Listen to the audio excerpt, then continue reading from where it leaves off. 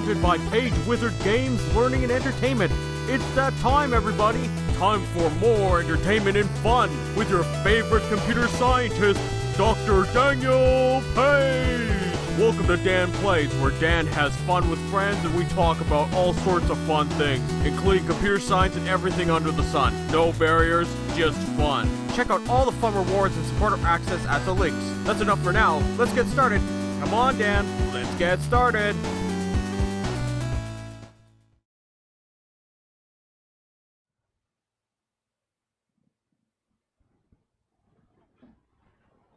Good afternoon, everybody. I hope everyone's having a beautiful day so far. I want to welcome you on down to the stream today. So before I get into everything here, as usual, make sure you tell your friends to come on out. We have ourselves a good old time here, whether it be learning more about computer science, playing some games here, having some general entertainment here. We have ourselves a great time here. So make sure you tell your friends to come subscribe or follow, depending on which platform you're watching this on. In addition to that, I will be making that mailing list available for people to subscribe to for updates on the Page Wizard Games Learning and Entertainment website that is currently being in development. So at this time, if you would like to support my work beyond just telling your friends and all that stuff, if you really like this stuff or you want your name in the credits at the end of the video, I'm getting really excited here. You gotta do this to me. I just can't. What I was gonna say is that if just keep an eye out for that. I'll make announcements when I have the mailing list available. I will have updates on this. Let me get the chat open. Let me get that open. There we go. It goes a little easier. Thank you. I'm just I've been getting compliments about it. I don't know. But no, how's everybody doing today? I know we got some that are kind of hanging out between a couple streams, so it's always a blast to have people come on down. We're gonna be going through a bunch of things here today. Nah, it's going as good as it can. This month has been a little bit wild, but I like to have ourselves a good time here, so that's the way I'm going to be about this today. But yeah, no. Just a couple of things, just as per usual. Lately, I've been streaming live on Tuesdays, where I do kind of like this live lecture kind of environment. And on Thursdays, I do my game stream. So depending on kind of the demand. If anybody wants me to do like lesson on Thursday too, with the game stream combined with it, that's something I've also been interested in playing around with as well. So like there's a little lesson at the beginning, then we get to the game stream. I did that, I can't remember if it was a couple weeks ago, and people tend to, some people really like that. It's not a whole lot of people doing computer science education here on this platform combined with that. It's sort of it's what we call a weird flex. But either way, glad to have anybody come on down, whether you're watching this right now live. Walter White. The explosive marker was a star. It was. And I got plenty of these things. Just I recommend don't huff these ones. These are just the normal brand ones. Look for I don't know if they still sell these. They probably do. Like these are scented whiteboard markers. They actually smell like stuff, like this green one here. Oh, it smells like green apples. I wouldn't recommend huffing these just generally, but most certainly this one smells like apple. I've had this one for 8 years and it still works, which is quite impressive. I think I've only lost so far my blue one, I think. Yeah, the blue one I used to lose quite a bit. It felt like blueberries. I had this really gross one that was licorice. It was like black licorice. It was for a black. But yeah, no. Just generally having yourselves a good time here. Is that when it becomes explosive? Possibly. I kid, of course. But one other thing I wanted to point out, just because I am doing some experimentation with the stream today, is actually I've changed out some of my equipment a little bit. Particular, I've changed the mount on my camera. So if you're wondering, like, oh, Dan, it looks a little bit straighter than it used to, like just slightly. Like I'm not sure how much more you'll probably be able to tell. But I got a new mount for the camera that should be a little straighter or a little bit more consistent. The rail track, I still have to do some more sanding on it. But it's generally it should be pretty all right. It's just if you feel a little bumpy on the ride when we're moving this way or that way, it's just that you'll get there still. So if you're wondering, like when we start moving on over here like this, like if you see it a little bumpy, don't worry, nothing's breaking or anything. It's just you're just going for a little bit of a bumpy ride. You know, you're going through like a highway like in Canada during wintertime or like a Minnesota winter, something like that. I'm here in Manitoba. We have quite cool weathers for winter. I mean, it probably looks pretty decent there. One other thing I want to point out is that if you're wondering if ever I'm looking over here, it's because my monitor with the chat and everything's right here. And whenever the chat goes away, be aware that I could still hear, especially if you're on Twitch, for example, I could still hear the chat, even if you can't see it on the screen.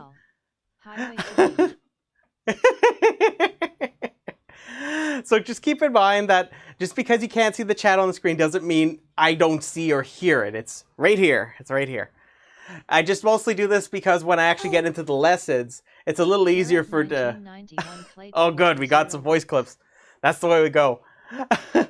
So one challenge I'll give you while we're streaming here is if you find any ways to distract me while I'm teaching, I consider it a challenge. So feel free, like if you have questions or you have anything funny you want to talk about, just let me know.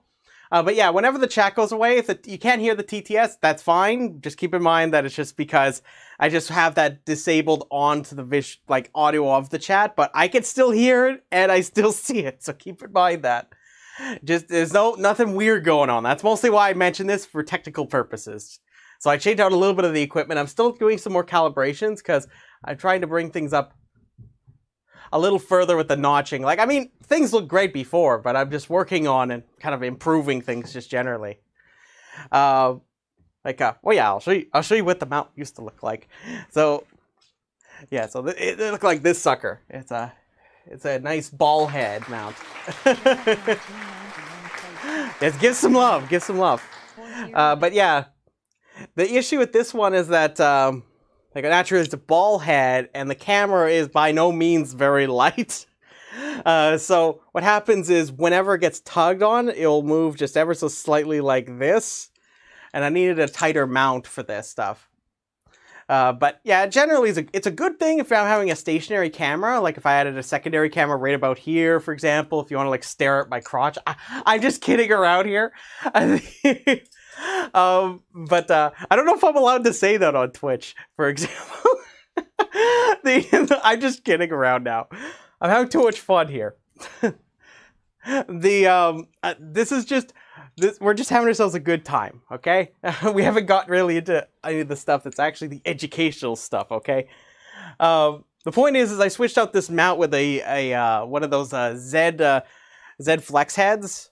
So it moves like vertically like this, and it flexes like this.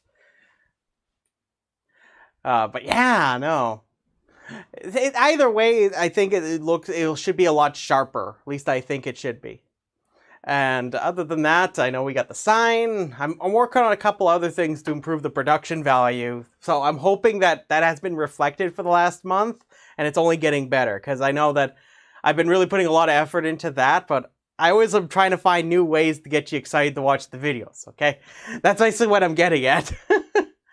Because keep in mind, if you're new to the channel or new on here, whether you're just watching on Twitch, like I said, I go live on all the platforms that I'm on Tuesdays and Thursdays, at least right now. But keep in mind that on YouTube, if you go check out the link in the channel description or in the description, you can find that I upload videos essentially almost every other day of the week, at least during the week. So I've been trying to keep up that quite consistently. So with Tuesdays and Thursdays, that means like every single day during the week, a new video is coming out. And the cool part about it is that a lot of the lessons I do on those Monday, Wednesdays, and Fridays come from here. So you get to enjoy a lot of the kind of the live element of this. So whether you're wanting to come and learn, or if you're having yourself a good time in the chat, just know that you're a part of this development of the content on the channel. So that's one thing I always like to do with the live stuff, is that way I can cake it, edit it up, get it so it's nice and easy for you to watch after the fact. But yeah, no. So anyways, I think I got everything on my to-do list in my head, I think. Mailing list, look out for the mailing list. The main reason why I mention this is because right now, if you want to support the channel and all the work I do during the week, like every single day of the week, and all the educational content I produce, or whether you want to support, say, the game development projects, which are, in fact, getting worked on. It's a little slow right now, because right now I'm working on a couple of other projects too. If you want to get your hands in supporting that work, whether you want to put your name in the credits or all that fun stuff, check out patreon.com/pagewizard. I must stress that after the website is available, then there'll be another option for supporting my work directly, so you don't have to worry about those extra kind of shave offs from the top from like Patreon and all that jazz. So you can just do it directly with me, with minimal, my hope is minimal costs. Either way, you'll find that the perks and rewards on the Patreon are kind of out there. I mean, you could bet for basically $20, you can get access to a whole book that I wrote. So, which is pretty darn awesome. You can get access to, for example, the notes after each one of these lessons. I make those notes available there for just general series. If it's a very specialized one, oh, I got Spooky here. Hey, Spook, where are you going? Spooky the dog has decided she wanted to come hang on out with us. Come here. Hey, get over here. Get over here. Come here. Get over here. Get over here. You can say hi to everybody. Spooky. So go that way. Go that way. But no. Yeah, Spooky's going to be hanging out with us a little bit. So if Spooky shows up, don't worry. I'm not being raided. I have nothing to hide, okay? So anyways, I'm just being funny here. Just to be serious, though, just consider coming to support my work, whether you want to come check this out or give it a like, comment, or share the videos, because it's one of those things. You can help your small creators try to make something for themselves. That's just where I'm going. Spook, go over there, okay? I know this is the fun of being live. You randomly get a shepherd dog just randomly showing up in the stream. So hopefully you had some fun with that. So yeah, mailing list, keep an eye out for that. And of course, if you at the end of the stream or the videos, you'll see that there's a little credits at the end. If you want to be a part of that, check out the Patreon, patreon.com/pagewizard. Spooky, you get away from that. You get away from that equipment. You go over there. Go have a nap, okay? Spooky was hanging out outside for a good chunk of the morning. She insisted on it, and now I brought her in, so now she insisted she needs lots of loving. Oh, man. Yeah, you go sit down right there. Okay, good. There we go. There we go, everybody. See, like, this is what I love doing this stuff live, is that we can have some fun with this. I must stress that usually these streams aren't appropriate for minors. Mostly for kind of the jokes I make. However, I will have certain streams more appropriate for all ages as things go along. So, for example, I've had some suggestions to make some kid-friendly content as well. For example, like a lot of the content I do create is friendly for all ages. Just when we have these live streams, they may not necessarily be appropriate for anybody 10 or under. Okay? Something actually, no, probably a little higher than that. What would you rate it, stream? Chat, tell me, how would you rate this stream? At least so far.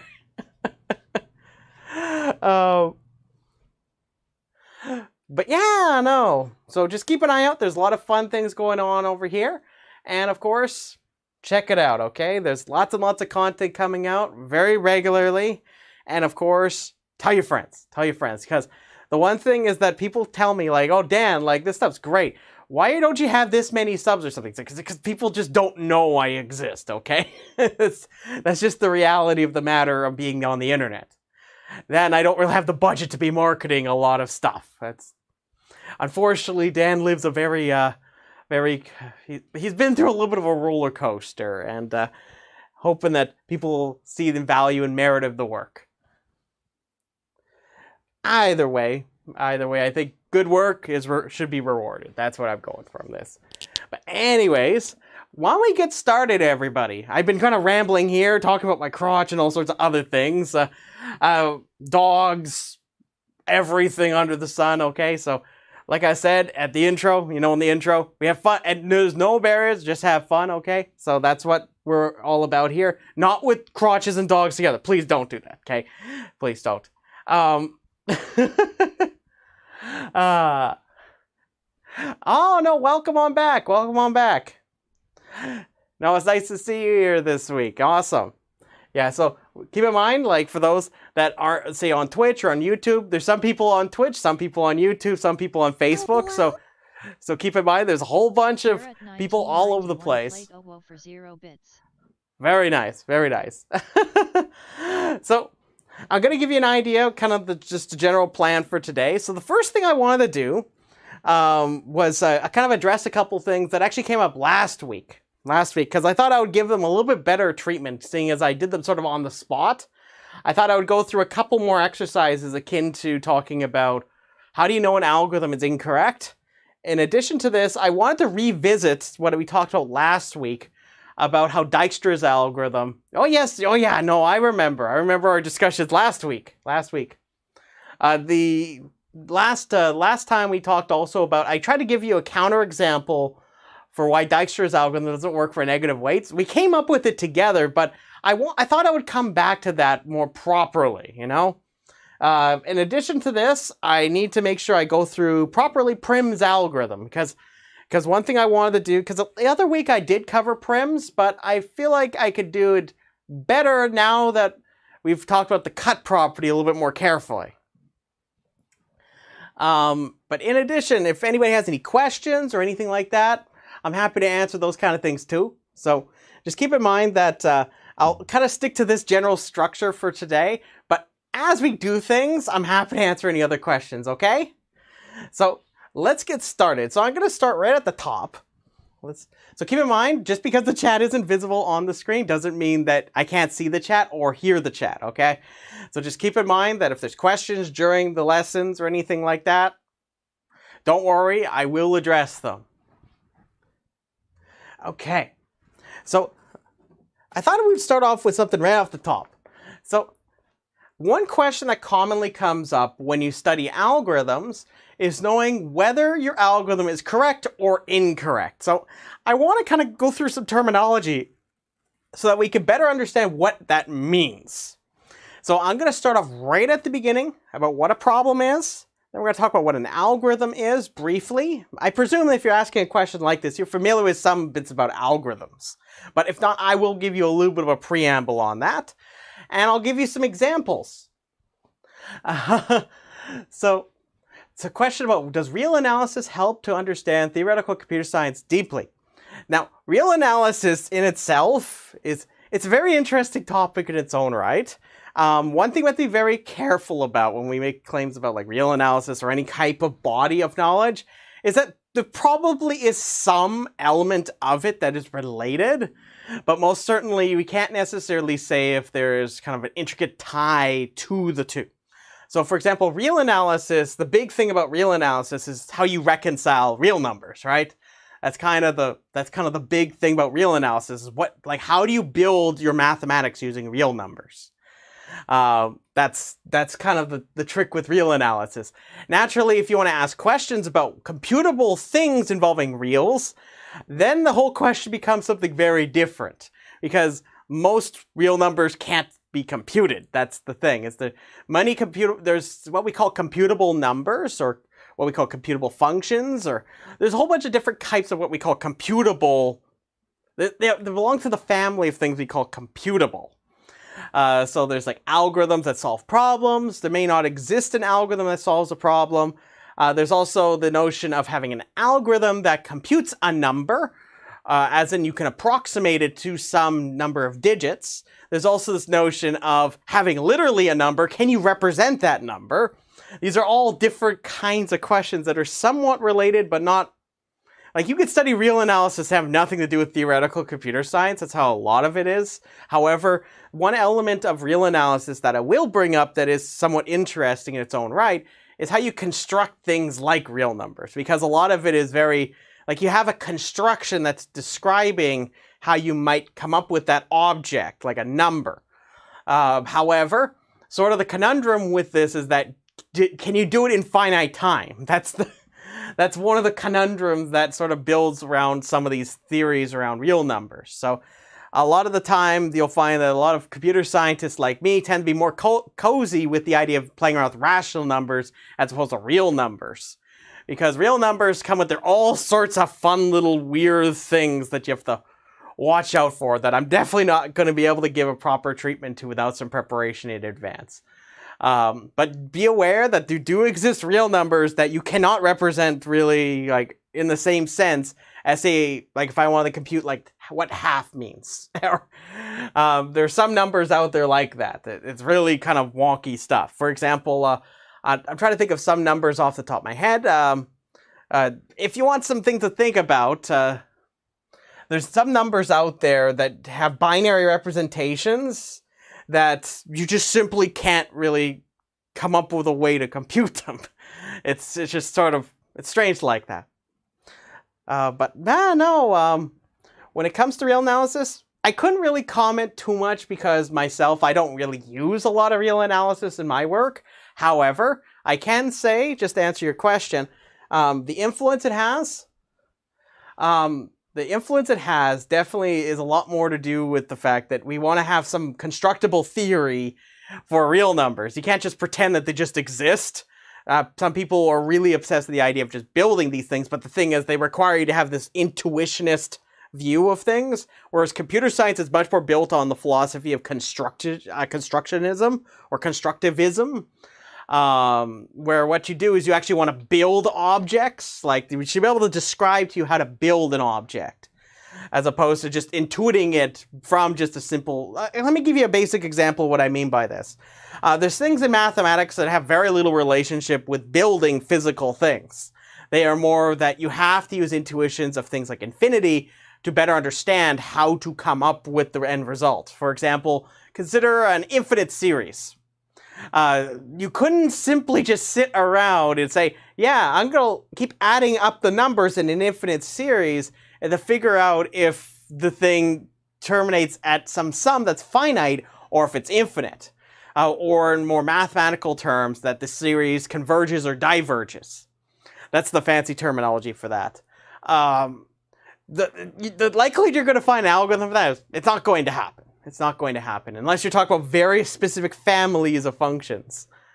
But that's the point I'm getting at, is it's really like a lot of that kind of stuff is really hard to just pin down and say, is there an algorithm that decides this property? Almost always the answer is no. Unless it's something very specific. To answer your question about Quora, yes, I am on Quora. If you want to check out me on Quora, just type in, actually I could give you the URL. Let me just put it in the chat over here. Just give me one moment, I could put the URL in the chat. But yeah, I am very active on Quora. If you have any questions about things, or generally, I do answer lots of questions on Quora. So let me just put that in the chat. But yes, I am on Quora. There, I just threw it in the chat here.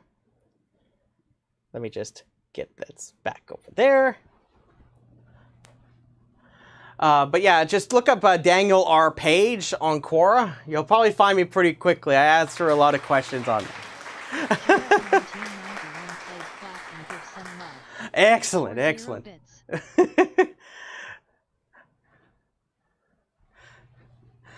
Oh, it looks like I put it in the chat with one of my other profiles. Let me switch over to the other one.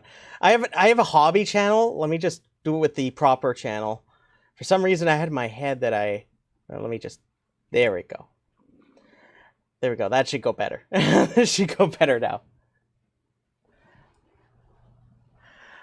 Okay.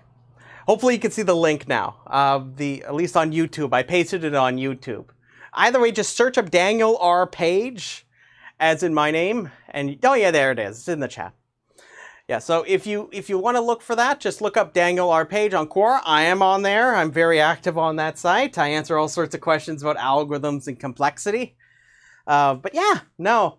So a lot of the kind of things I'm going to be addressing here are going to be somewhat, I would argue, this is actually, some of these are going to be more of that form, where if somebody asks a question, then I answer it here. So some of these I've prepared a little bit in advance, so I have some better exercises or examples.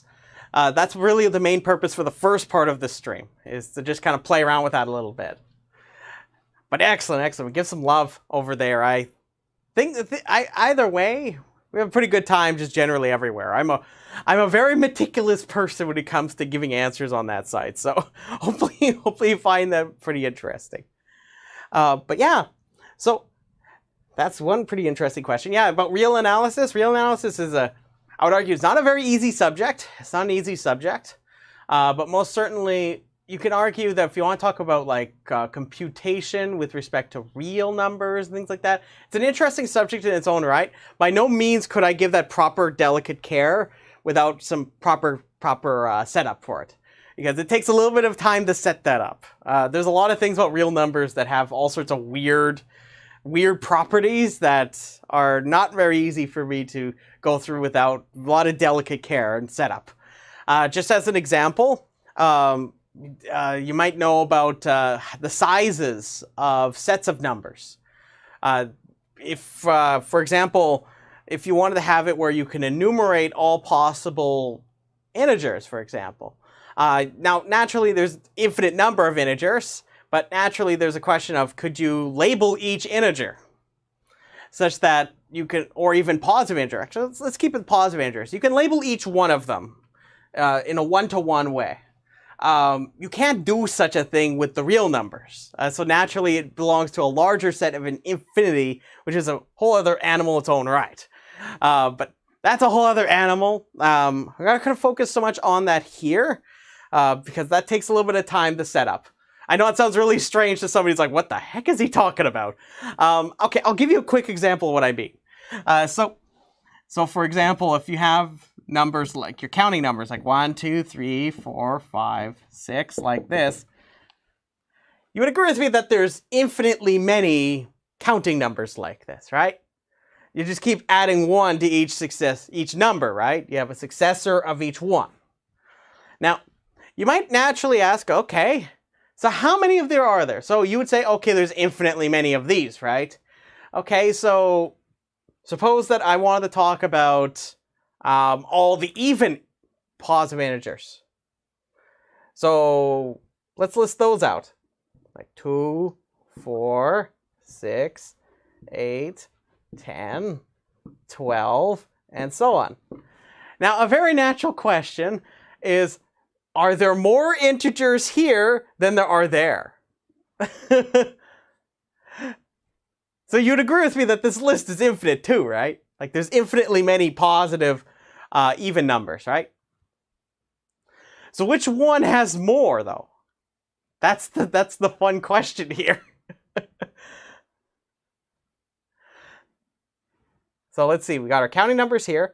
Well, the first intuitive thing you might think of if you're thinking in terms of finite things, if you think of like a finite number of things, your intuition is absolutely going to betray you here.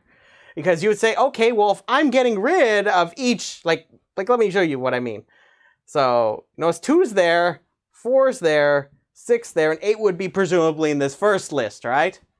So your intuition would be, okay, this has to have less integers than this one does. But remember, this list goes on forever, right?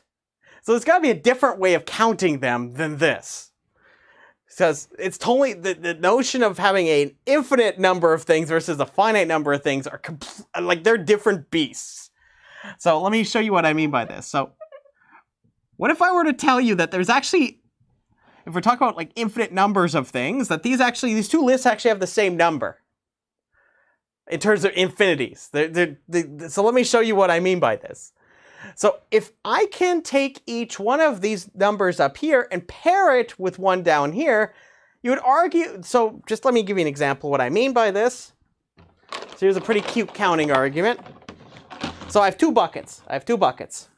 So you would agree with me that if I can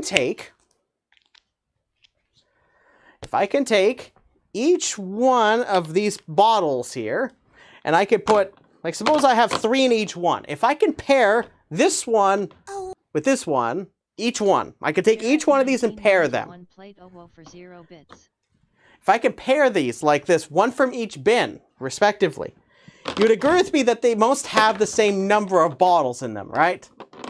So this is a typical combinatorial argument, like what we call counting.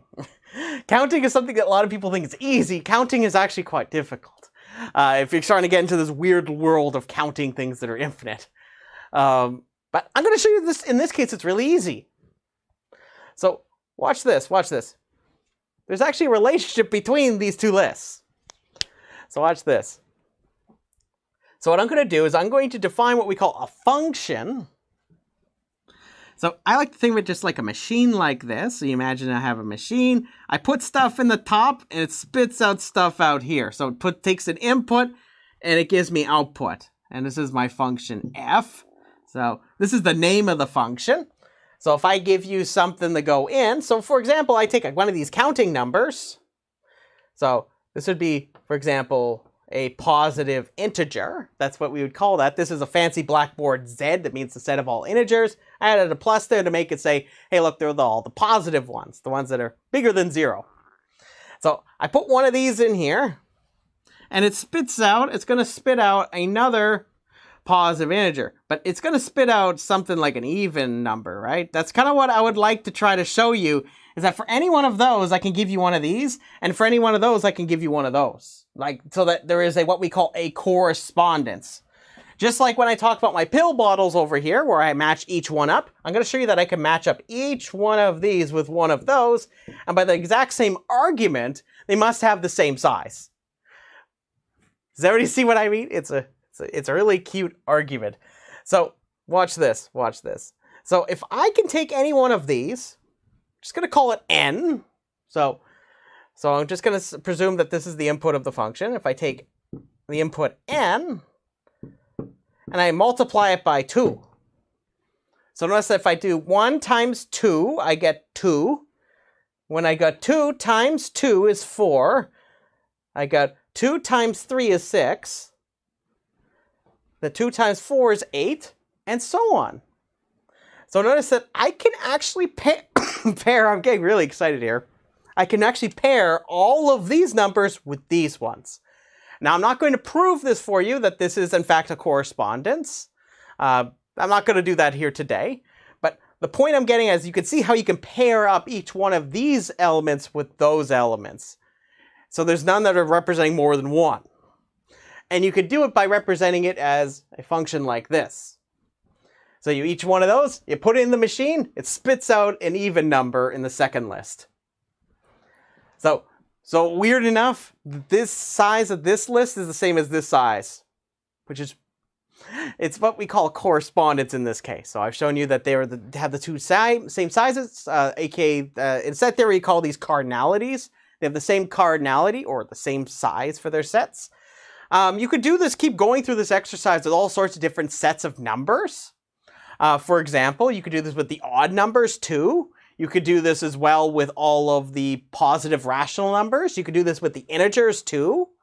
And keep in mind, it doesn't have to be that they're increasing like this. It could always be that they zigzag back and forth, which is the case for the classic proof for showing that this list is the same size as the list for all the integers. That includes the negative ones. But also, one thing I also want to point out is you can work your way up all the way up to the rationals. So those are your numbers that you could write as a ratio like this, where that's an integer and this is an integer. So if you can write it like that, that's what we call a rational number. The size of how many there are of these, sorry, I'm getting real excited. Size of these is actually the same as this list too. Now you might ask, okay, so where does this go? Well, using an argument, it's called diagonalization. It was popularized by Georg Cantor. Some people call it the diagonal method. I call it diagonalization typically. What you could do with this technique, it's a very fascinating argument. I will give it proper treatment in the future if people are curious about that. Using this argument, you can show that the set of real numbers isn't the same size as this. In fact, it's larger. So that means that there's no correspondence between the real numbers and this list here. And by proxy for any one of the lists, including the integers, the rationals, so on. It means it's a larger infinity. And here's the cool part about this. There's this theorem called Cantor's theorem. This is like way beyond the scope of what I was going to talk about here today, but I mean, it came up, so I'm just going to roll with it. There's this thing called Cantor's theorem. This is one of these theorems that made Georg Cantor quite famous. Is that, well, famous for a lot of reasons, but I'm not going to go into those here. It's a very interesting historical piece to talk about these types of things. Basically, what I'm saying is that there was a time when set theory wasn't really seen as like the foundations of mathematics, or at least like logic, set theory. Like those two have correspondence with each other. A lot of things we talk about. But there was a time when set theory was seen as rather controversial for a lot of elements it has, with some of these weird paradoxes that happen. Like the notion of there being just this beautiful idea of just infinity that you use. What Cantor shows is that there isn't just simply one infinity. There's actually like many, many, many infinities. And for example, Cantor's theorem says that if I give you, say, one of these sets, these countably infinite sets, or any set, it's true for any set. So it doesn't matter if it's just a set containing three elements like it's like car, cat, and two. Like if it's a set of strings of words like car, cat, and two.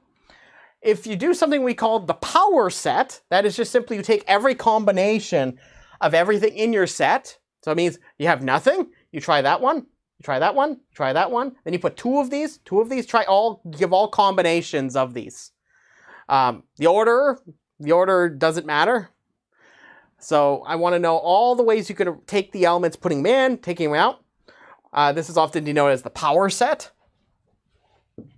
So if this was called set A, this would be the power set of A. What Cantor's theorem says is that if you take and enumerate all these possibilities, which would be the power set, so every possible subset of this, meaning that if I take just car alone, I take cat alone, I take two alone. If I take car and cat, take cat and two, and I take car and two, and I take all of them, and I take none of them. So the empty set as well. If I take all of those, what Cantor's theorem says is that the size, the number of elements in any set, and this is true for finite and infinite sets, including like the ones we just talked about here. It's true that the size of this set cannot ever be... I'm pretty sure it's strict, but I'll just say less than or equal just for the sake of simplicity in our discussion here. I'm pretty sure it's strictly, but that if you ever want to make a larger set of elements, just take the power set of it. And the neat consequence of this, from what I just described to you, is that we know that the real numbers, the set of all real numbers, that is not what we call countable. So any set that's countable will be one that I can put into a correspondence, match them up like this, with the positive integers like this. Real numbers don't have this property, right? They're not countable. It's a larger infinity.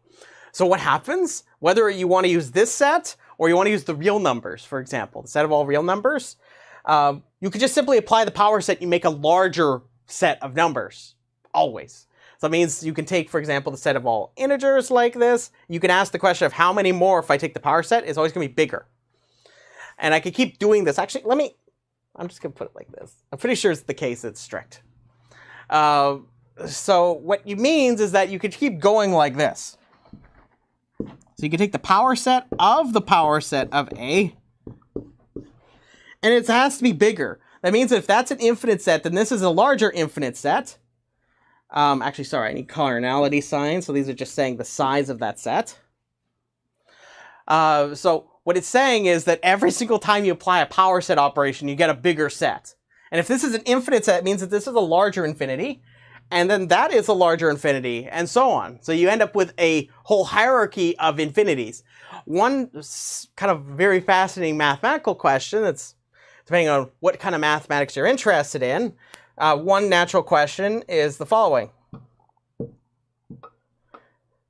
So if I know the set of all positive integers, I know the cardinality of that matches up with the rationals and so on and so on.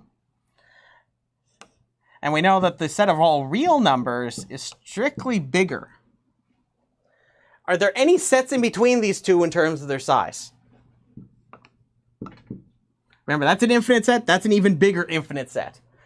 Are there any other sets that sit in between these two? In mathematics, we call this the continuum hypothesis. Does there exist an infinite set for which its cardinality is not the same as this, nor is it the same as this? So yes or no. So that's one of those great mathematical questions. So yeah, no, it's kind of funny how I went there. But yeah, no, that's not even getting to the weird stuff with real numbers. That's just one property that the set of all real numbers have. The question is, okay, about precision of real numbers and all these other things. These are all other issues about real numbers. Like I said, this is just a fun aside. I thought I would talk a little bit about cardinality with you. But yeah, no, so this is actually one of the interesting questions in mathematics. And some systems of logic, there's certain claims out there about how you can prove or not prove it. Or it's not possible with a certain set of theorems. Or what we call certain theories in terms of logic. So the question is, okay, can you find this? And there's some systems of logic that are incapable of proving claims or disproving claims like this. But I'm not going to talk so much about that because that's a whole other animal in its own right. I'm here to just talk about algorithms. But yeah, hopefully you thought that was pretty interesting. So now you had a fun little trick you could show your friends about infinities. So if ever somebody asks you, is the number of even numbers larger than the set of all positive integers, you could tell them they're the same size. And then you'll blow their mind. It's like if you're ever at a party or something, just randomly bring that up and see what happens.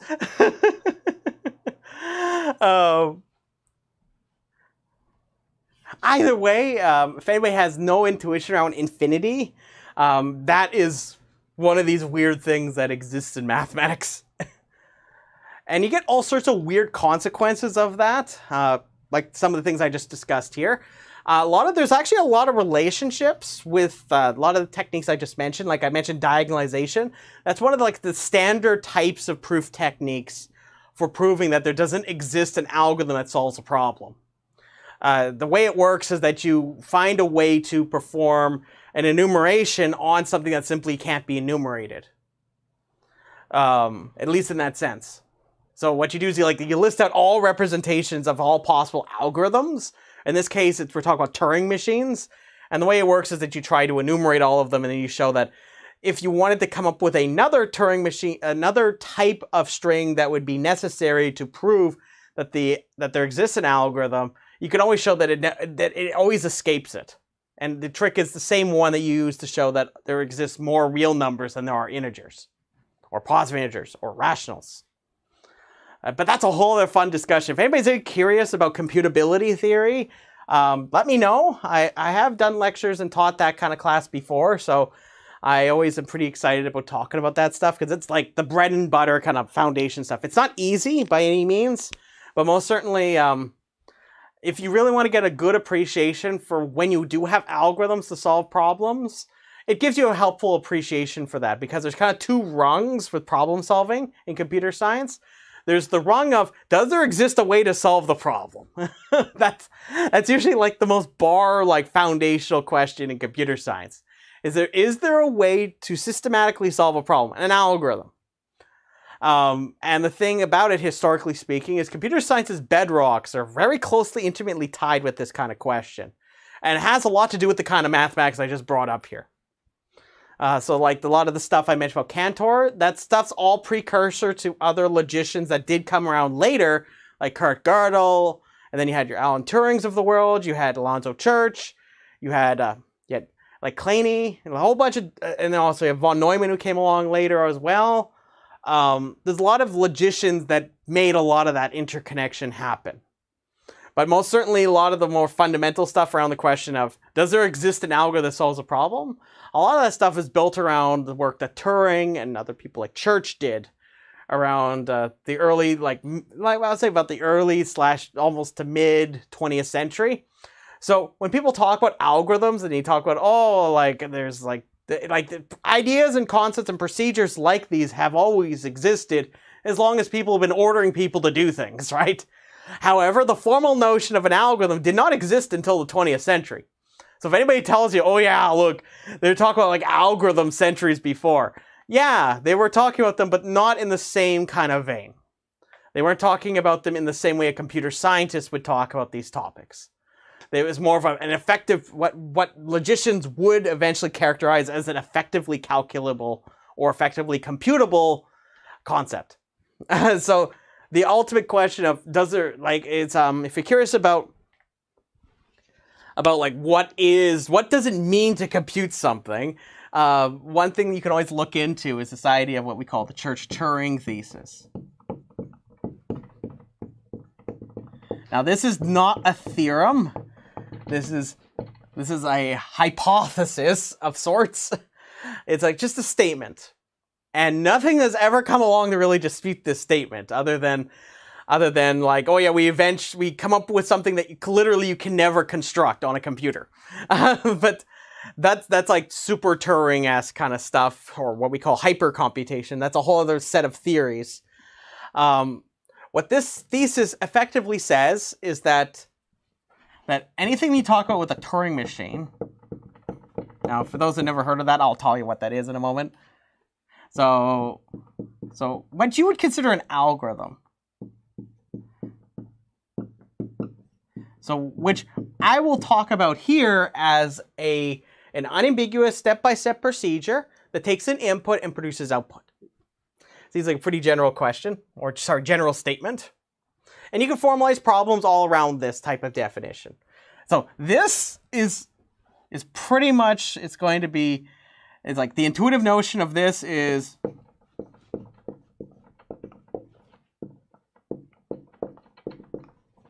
so an algorithm that you come up with a Turing machine is equivalent to this. So for any one of those, you'll find one of these and vice versa, or any conception of a Turing machine. So this is one way of casting the Church-Turing thesis, is that anything you could do that's an algorithm has, like, if we're talking about like algorithms just broadly, it has to be that there's a corresponding Turing machine that could conceivably compute it. And that's the Church-Turing thesis. And now I must stress, and this is something I tell my students when I teach this kind of topic, is this question of is one very interesting question about how like, okay, if you talk about a Turing machine, like, well, I don't like write pseudocode as a Turing machine, right? Like, it never comes up like that. So the question is, okay, so what can you put there? Well, any computationally equivalent computationally equivalent model of computation could be replaced with Turing machine. So, for example, a lot of analysis of algorithms classes, like the ones I teach, we adopt what is called the RAM model, which is a broad family of models of computation. You think of it like the theoretical version of assembly, and it's a pretty good way of thinking about it, where you imagine you have your machine is represented as kind of what you think of as a computer, a sequential computer. It doesn't matter. It's like you can go back and forth between these two models, for example. There's other models like this out there. However, there's some models of computation that do not have this relationship. For example, if you ever heard of what is called a deterministic finite automaton,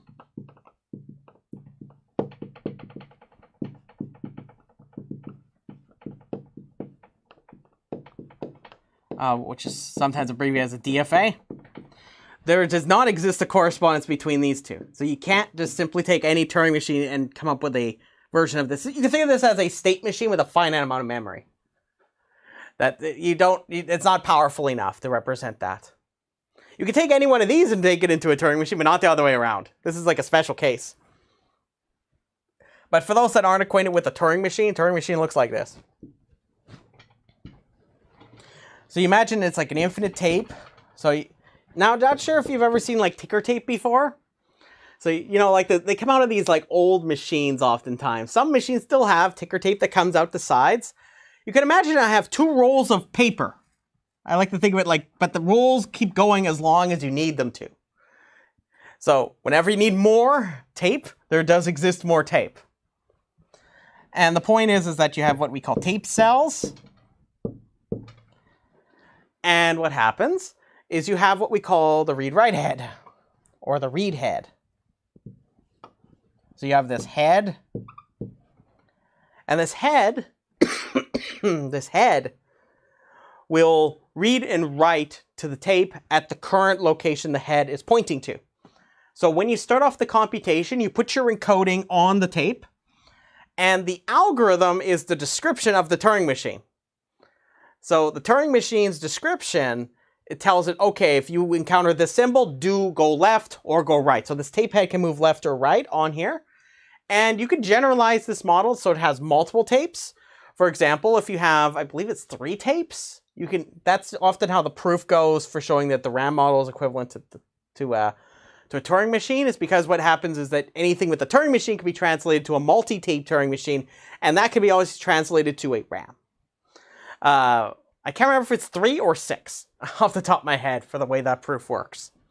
And every time you, by the way, you change the model, you've changed the rules how you do the analysis of the algorithms on them. Because you think of it kind of like when you write up on a computer. When you write up on a computer, like a computer program, the way you would write it in, say, C++ versus another language, it might differ depending on how the rules of that machine, in this case, how the algorithm would be described. Just like if I had a deterministic finite automaton, I would describe the algorithm in the context of this machine, and the machine itself is the algorithm.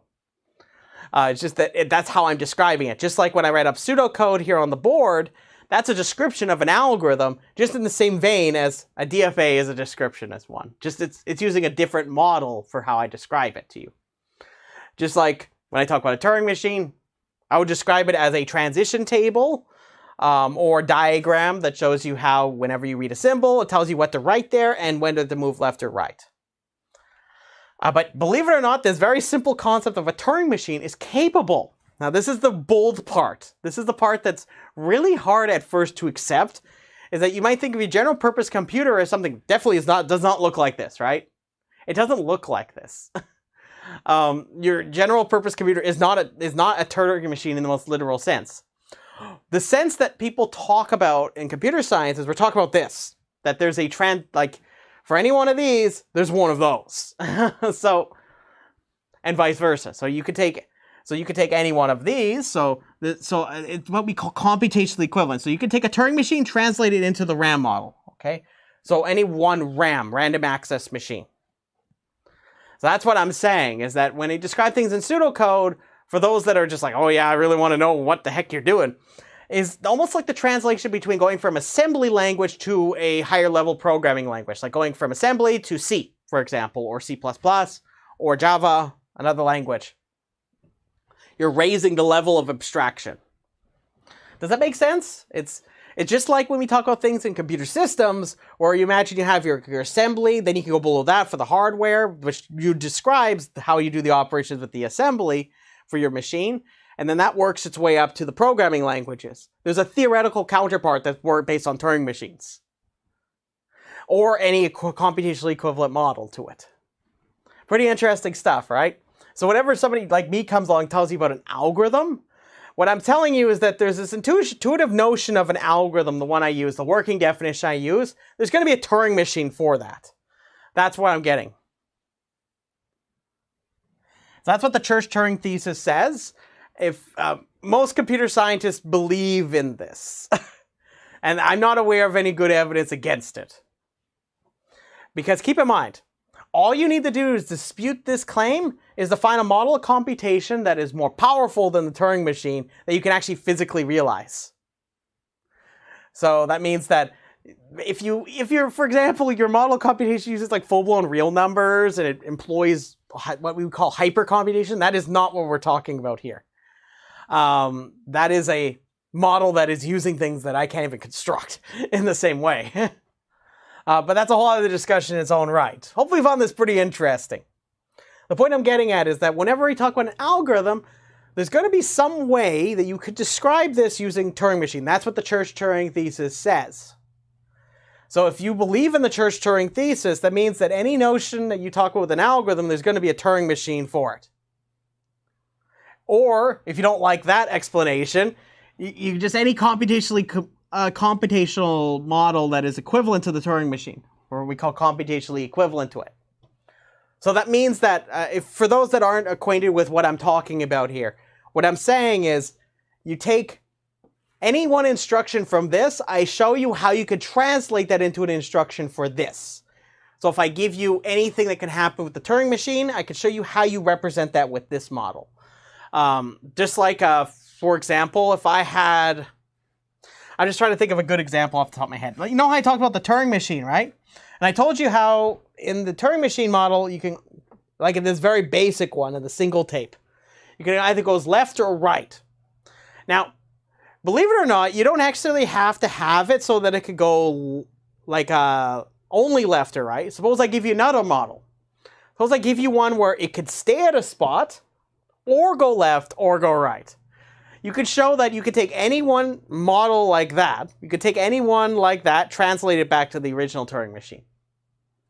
It's computationally equivalent. You don't gain anything from a computation or computability standpoint by adding this feature in.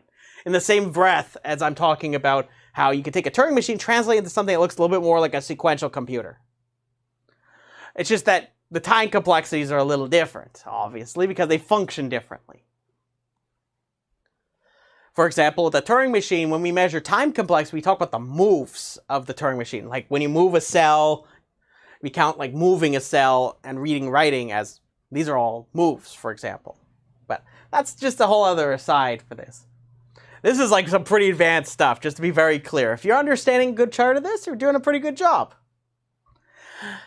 But anyways, that's actually kind of funny, given that I was going to start talking about how you know an algorithm's incorrect. So now that we have a much more formal underpinning of what an algorithm is. So if you talk to a computer scientist about what an algorithm is, if they believe in this, they were saying that an algorithm is that. And you can formalize all sorts of things like universal computation, what we call a universal computer, with a Turing machine. So that means that you could give Turing machines like descriptions of other Turing machines, just like you have a computer that's being fed computer programs. It's a whole very fascinating topic in its own right. I am not doing it its right service by going so quickly over it, but most certainly, I hope you find it interesting. But if you find this topic kind of interesting, let me know. Because I could always start talking about automata theory and formal language theory in this channel, or here, and start building up to a Turing machine from the more basic models of computation. do some pretty classic stuff. But that's one rung of computation, is talking about the existence of an algorithm. So what the big consequence of the Church-Turing thesis is that if you believe in the Church-Turing thesis, if there can't exist a Turing machine for a given problem, or in our talk over here, we talk about like tape being read on there. If you ever wonder when I talk about input, and I talk about the input size and all that stuff, I'm literally talking about an encoding that you would put on the tape.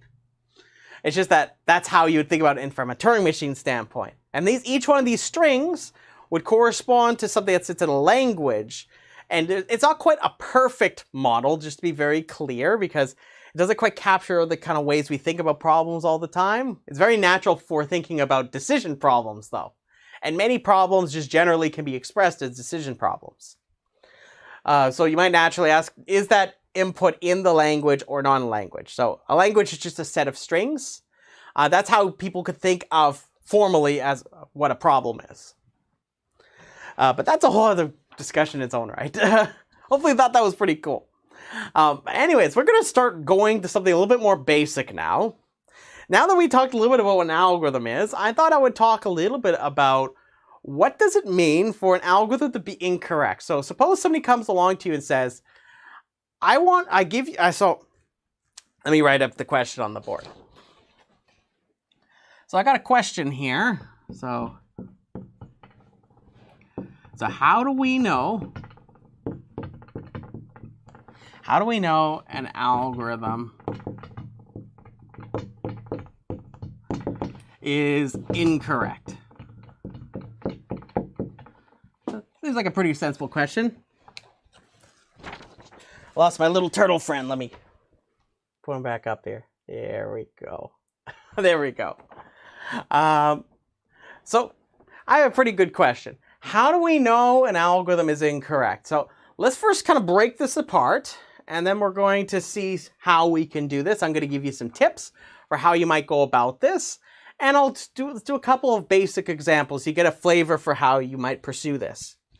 So the first thing is I need to talk about what a problem is, because algorithms and problems are intimately very tied to each other, even how you might define what an algorithm is. So there's a very broad definition you can have. Oh, my turtle friend sort of got spooked by the question.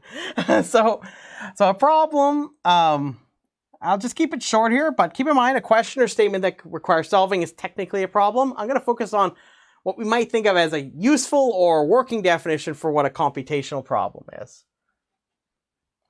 So it might be, it's a collection, which typically it's infinite, a collection of possible problem instances.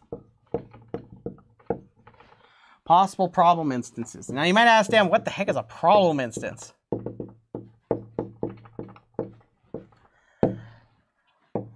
So what is that? So let's talk about what that is.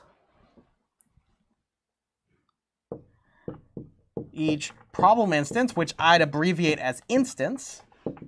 So every time I say instance, I'm talking about problem instance typically. Instance abbreviated. Each problem instance has inputs. And whenever it's unclear what I mean by an instance in this context, I might call this the input instance. Possible inputs, and upon being solved,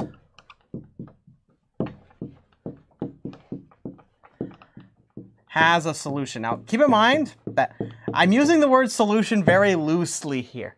There's all sorts of different kinds of problems that exist, and what solution means for each one might be a little different. For example, it may be the case that the solution means that there is no answer. If we're talking about an optimization problem, what a solution might mean something much more specific. For example, the idea of an optimal solution versus a feasible solution, where we would like the optimal solution.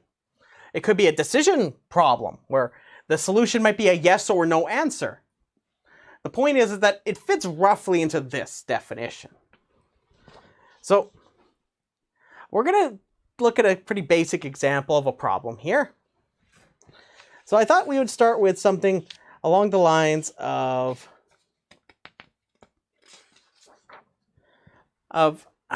I usually like to start with this question, but I'm going to connect this up with a picture here shortly, okay?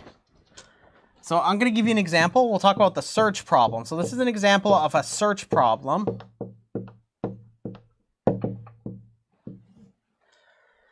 So imagine I give you an array.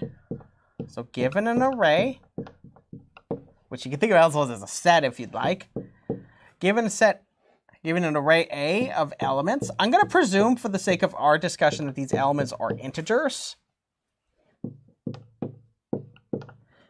And an element, which I'll refer to as the key, X, determine if X is in A. So I want to know where it is, if it exists. And if it doesn't exist, I need some clear way of saying that. Either way, I need to know if it's in there or not. If X is in there. So I give you X, I give you A. Those are the inputs. There's N of these. So I'm going to say that there's N elements. And what we're going to just presume here is that if I give you one of these, the answer is going to be a position. If I don't have X in A, I'll just simply return -1, meaning it's not any one of the valid positions. So let me draw you a picture, and then we'll see an example instance of this. So this is an important picture to keep in mind when we start thinking about solving problems. So imagine I give you a problem.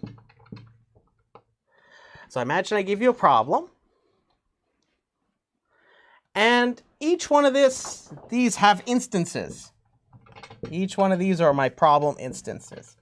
And there could be infinitely many of these.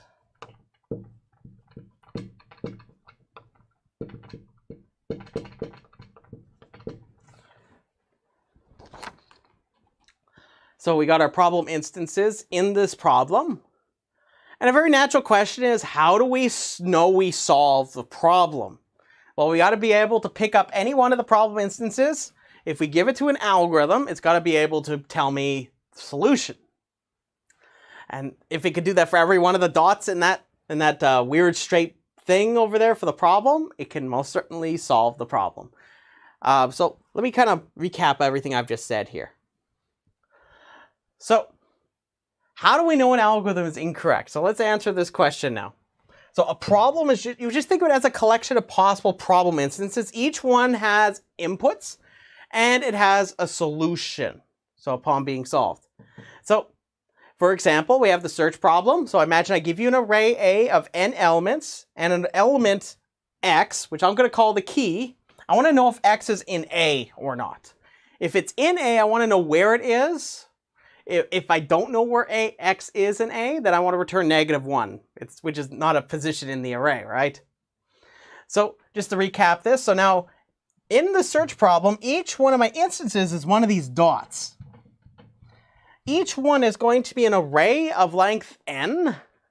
And for the sake of our discussion, I'm just going to presume that the elements are integers. So each one of those dots there is going to be some array of some finite length where all the elements are some integers.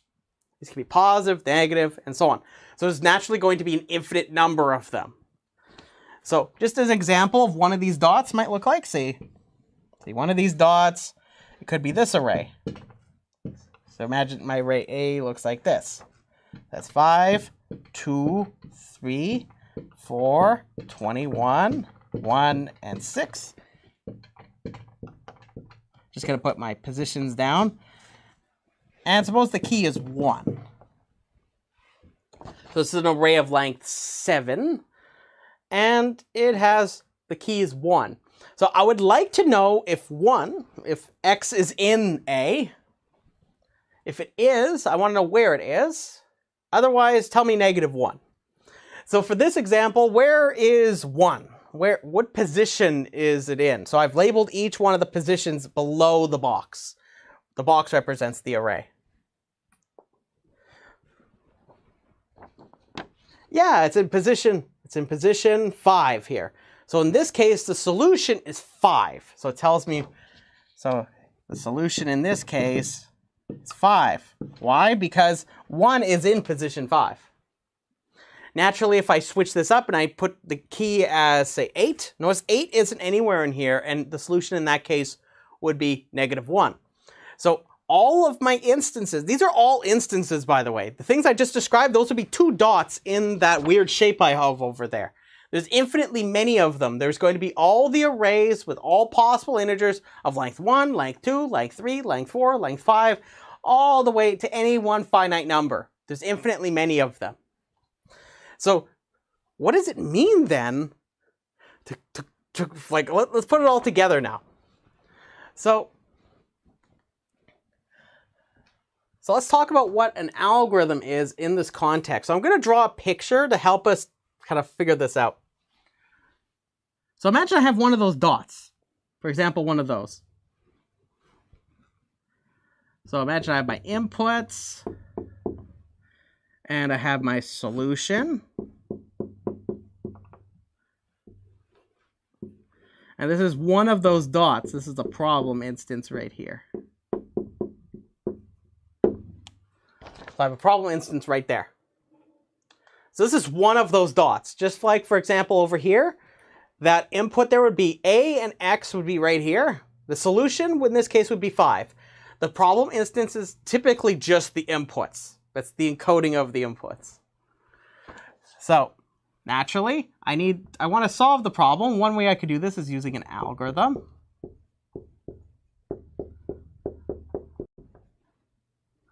So an algorithm, naturally, it takes in inputs and it produces output.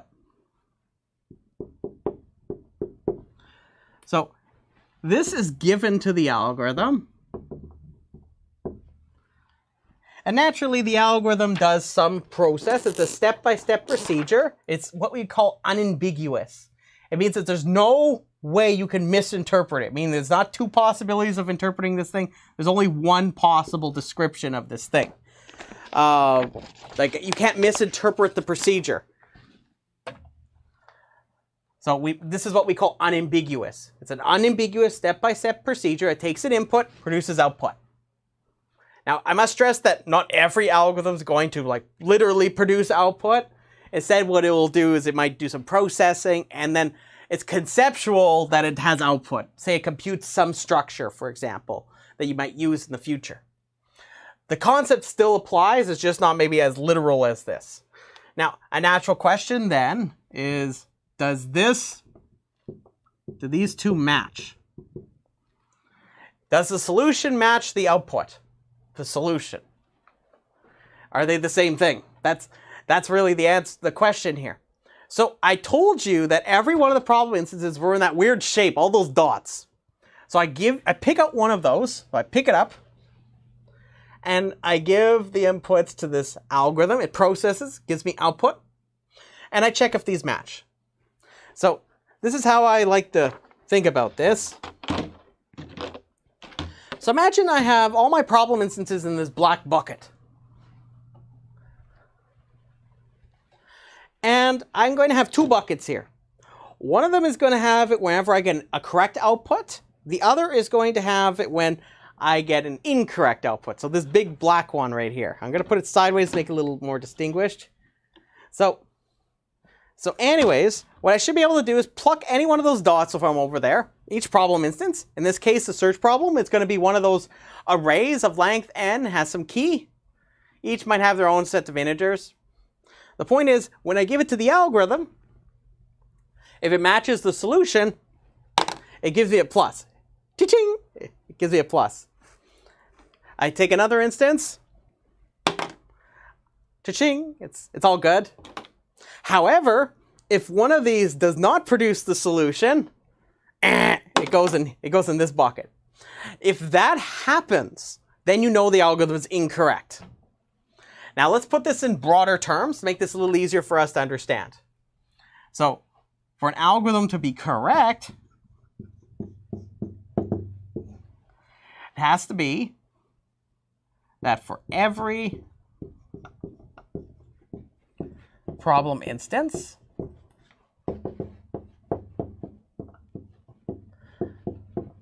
The algorithm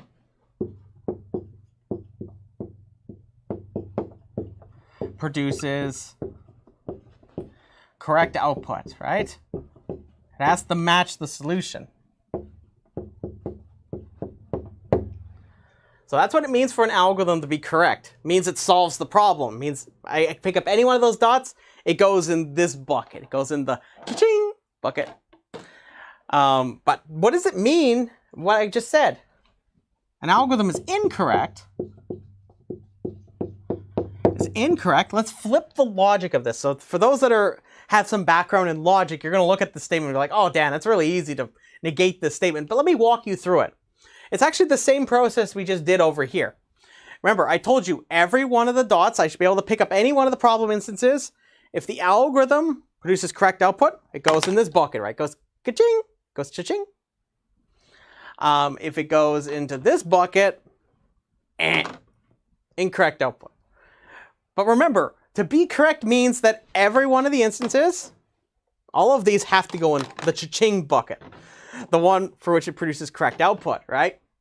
So to be incorrect means that there exists one of these instances that goes not in the cha-ching bucket, it goes in the bucket. So that's all it means to be incorrect. So let's flip this around. So it says for every one of them, if I played a little game with you about how do I know if it's correct or not, well, if somebody claimed that this was true, well, how would you refute it? You would say, okay, well, I could find you one such that it does not produce correct output, right? And that's exactly, you'd be exactly right. There exists a problem instance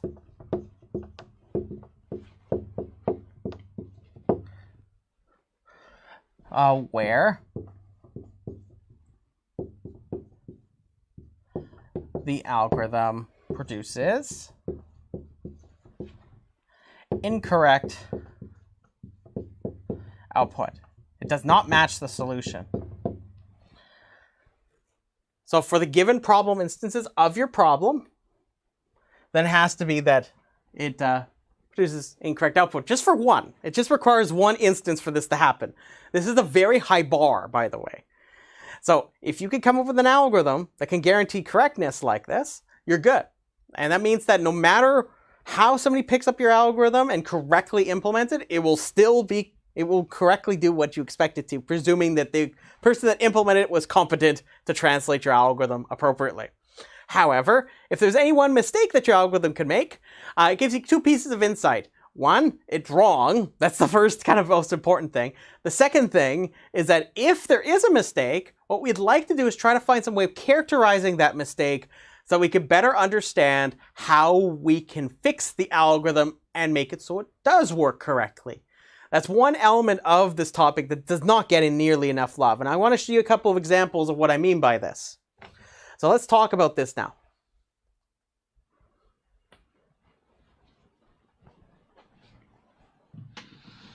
So to answer your question, how do we know an algorithm is incorrect? You just find one instance for which the algorithm produces incorrect output. It does not produce the solution. That's all you need. That's all you need. But I will warn you in advance. There are some people out there that are not happy enough with that. They will say, well, that's just one example. Usually when we talk about one of these things that invalidates a claim being made, we call that a counterexample.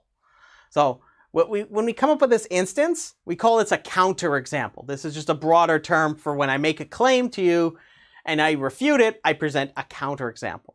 It's just a general logic thing. So anyways, I want to give you some tips for how we're going to proceed with this. So I thought I would best do this through doing a couple of examples. We're going to start off with an easy example, and then we'll do one that requires a little bit more thought, okay?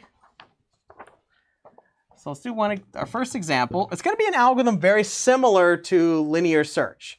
Now, for those that are familiar with this problem, you know that linear search can be used to solve this problem. That's simply where we sequentially go through each one of the elements in the array and we just examine each one. If one of them is X, then we're done, right? We found the position where it is, so then we can just return that value. But if you have to examine all of them, it may be the case that it happens. That's when you know, hey, look, X isn't here. The key isn't here. So I'm going to consider a variant of linear search. I'm going to call it kind of linear search. We're going to call it kind of linear search. It's going to have, I'll call it the array A. Doesn't make much of a difference as long as we're consistent about it. We have our array A, it's of length n, and it has X. It's the desired key.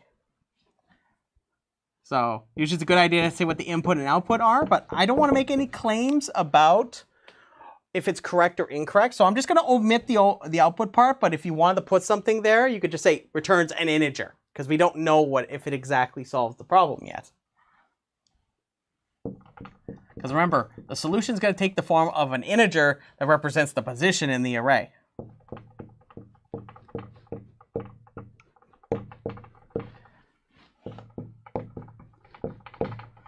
So I call it kind of linear search. You're going to see why. This is why I call this a pretty easy example. So watch this. So we're going to have a for loop. We're going to start it at position 0, and it's going to sweep from left to right up to position n minus 2. Now let's hold off for now. Let's make sure we understand what the algorithm is. So we check if a sub I, I'm going to check the value at position I in A. I'm going to see if it's equal to X. If that's the case, then I'm just going to return that position because I got a match. However, if I am able to go through all these positions, I'm going to return -1.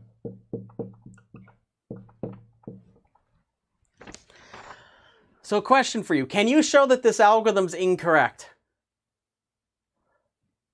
So how many of you think that this is actually a correct algorithm, though? There's a reason why I called it kind of linear search. It's not quite linear search. Let's go through an example just to get a flavor for how this works. So let's do an example.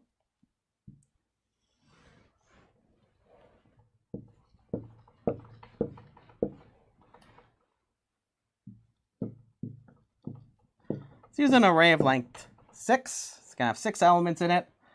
Let's go 6, 5, 1, 2, 4, 20. Don't see why the 20 is in the last position, but let's try it when x is equal to 2. So the key is 2. So what this says is that we're going to start I at 0. And what it does is that starting at 0, it checks if a sub 0, which is here. It tells me, so I go to position 0, I check a sub 0, that's 6. That's not equal to x, which is 2. So I don't return I here. Instead, I proceed to the next iteration of loop. Now I is incremented by 1. Now I is 1. So I is 1. I check a sub 1, that's 5. 5 is not 2, right? So we're going to proceed to the next one. Let's go to the next iteration. We check 1. So I, right now, after that iteration from I is 2, it's now going to go I is 3. So now I check a sub 3 is equal to 2, but that actually equals x, right? So in this case, it returns I, which is going to be equal. So you know the solution in this case, by the way, was position 3, right?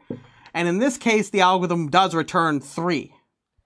It ceases to continue computing this algorithm, right?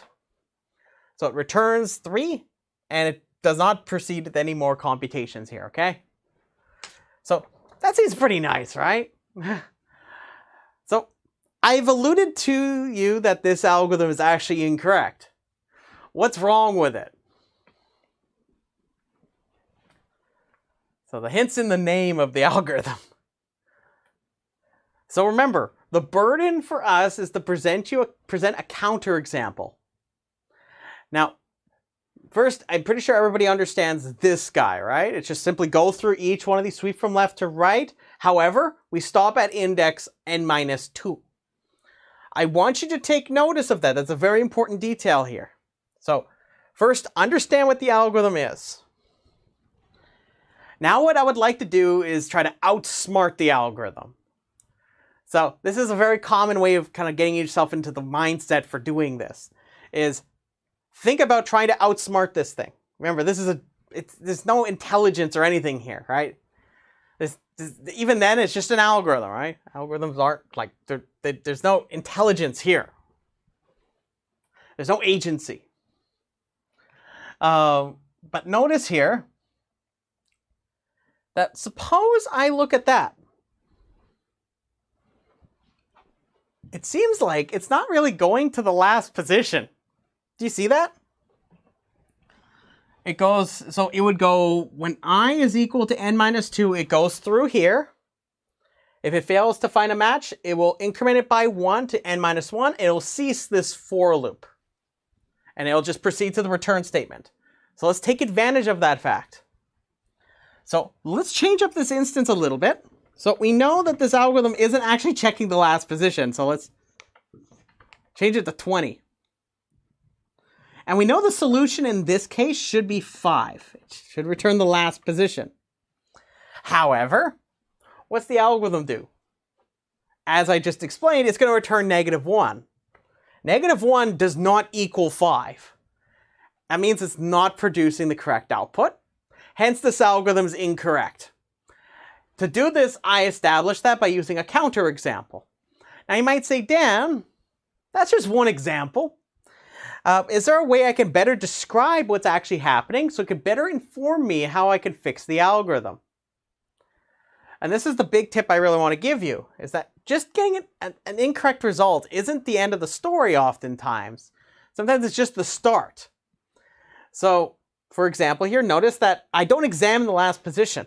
I can characterize this counterexample actually as a whole set of instances that all have this property. So notice that any one counterexample looks like this. There is a set of instances that look like this. Now remember, I've just presumed that everything we're working with is an integer. So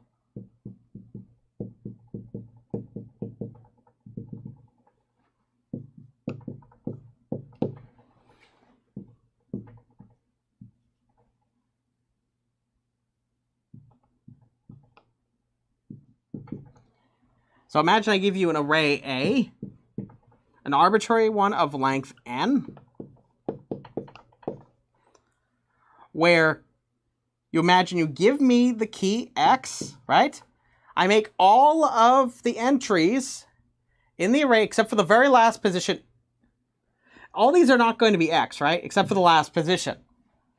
Do you see how this defines, in fact, if I really want to go really just all into this, I could define an infinite set of instances akin to this by just simply making it so that x is equal to, let's say, make it 2.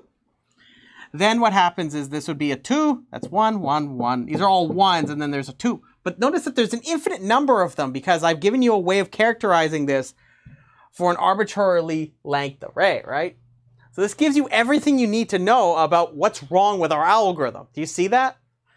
So this is actually telling you that the last position isn't getting examined. So I'm not going to prove this here for you, but this would be an example of a set of counterexamples. Each one is an array of length n where all of the positions except for the last one have 1 in them, and the last position has 2 in it when the key is 2. I'm not going to prove this here for you, but if you just switch this to n-1, this will work correctly. Do you see how now I'm actually accounting for that last position? Because the correctness of such an algorithm is based on needing to examine every one of the spots, right? Seems kind of straightforward. At least I think it is. I don't like to say that, but I hope that you see or appreciate that fact. And in fact, what I wrote here is linear search. So it's not just kind of linear search. This is linear search now. And you can clearly say that, yeah, look, it's going to return the position where a sub I is equal to x. You could prove this more formally. I'm not going to do that here. I have a previous lesson that's on that. Okay. So that's one easy example. But yeah, is that pretty interesting stuff? So I thought that's one example. Let's do another example. So this one's going to be a little bit less straightforward. Okay, it's going to be based on the same ideas. Actually, are there any questions? Any questions at all? Don't be shy about asking questions. But remember, the big thing is when we want to show an algorithm's incorrect, we present a counterexample. It's even better if you can, for the sake of being a devil's advocate, present a whole set of instances that characterize the mistake that's being made. If you can just present one counterexample, that's good enough. If you can come up with a whole set of them, it might tell you something more about what's going on with the algorithm. So that either you should use a different algorithm in those cases, or it should be the case that you should reconsider your ideas. See if maybe there's a different way of reformulating the algorithm such that you account for that one case. I mean, I could quite literally hard code it in and check, but you see, it's very elementary the way I would go about it. Just gonna drink some water here. If you have any questions, just put them in the chat, okay?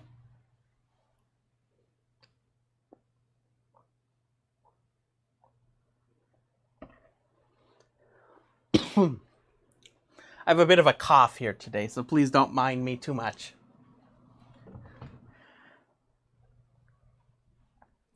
So just going to erase this board before we get to our next example.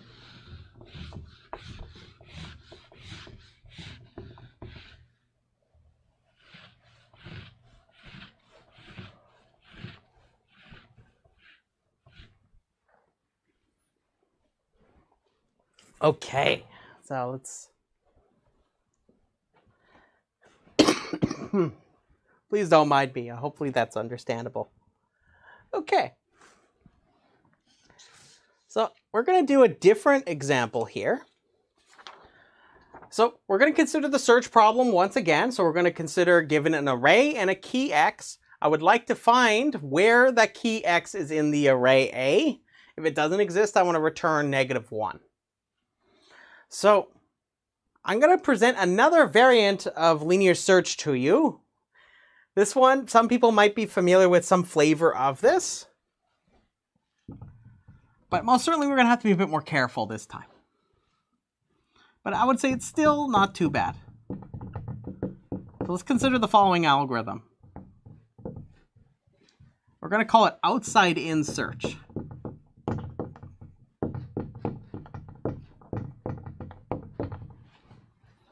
So it's going to be given an array of length n with key X. As input, again, I'm not going to include the output, even though I usually do, just because I don't know if it's correct or incorrect. If you want to put that for the sake of completeness, just say it returns an integer, because we don't know if it's actually correct or incorrect yet.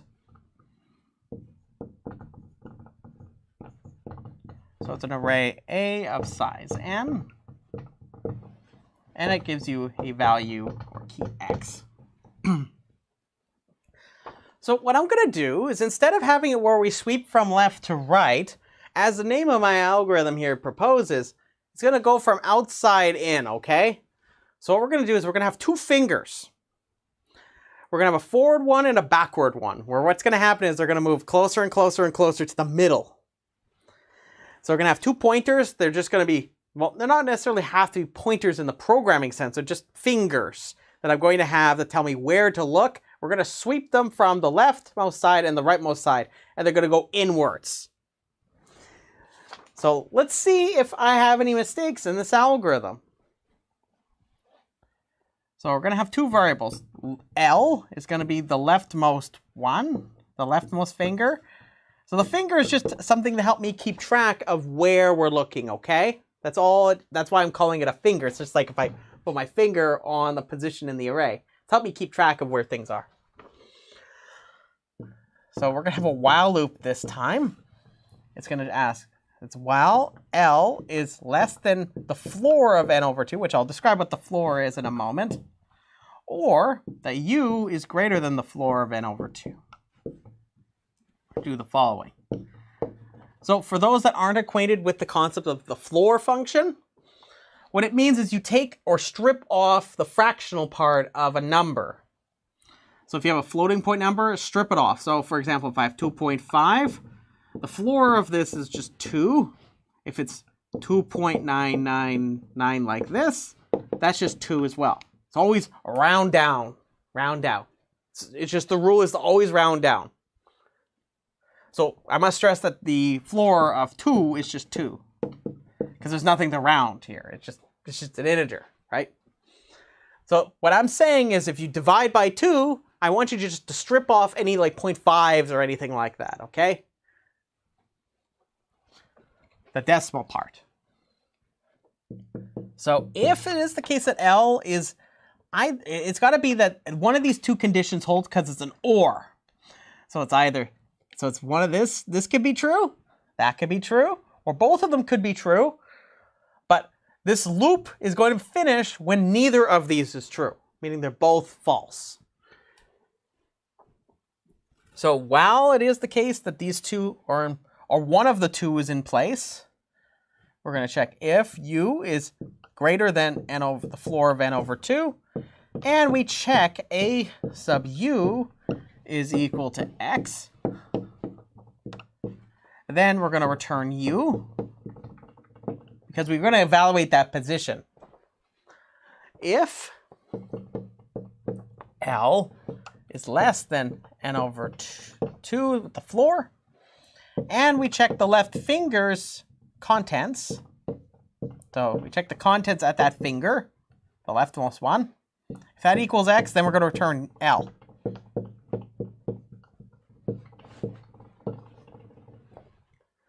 And then we're going to just move our fingers inwards.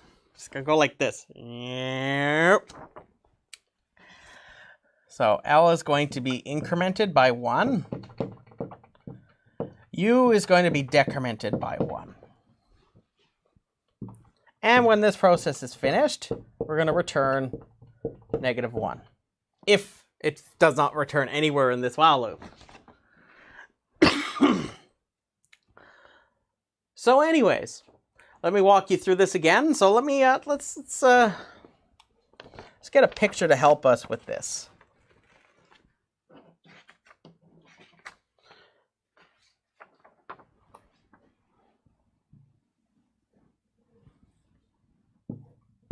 You can use an array of length 4.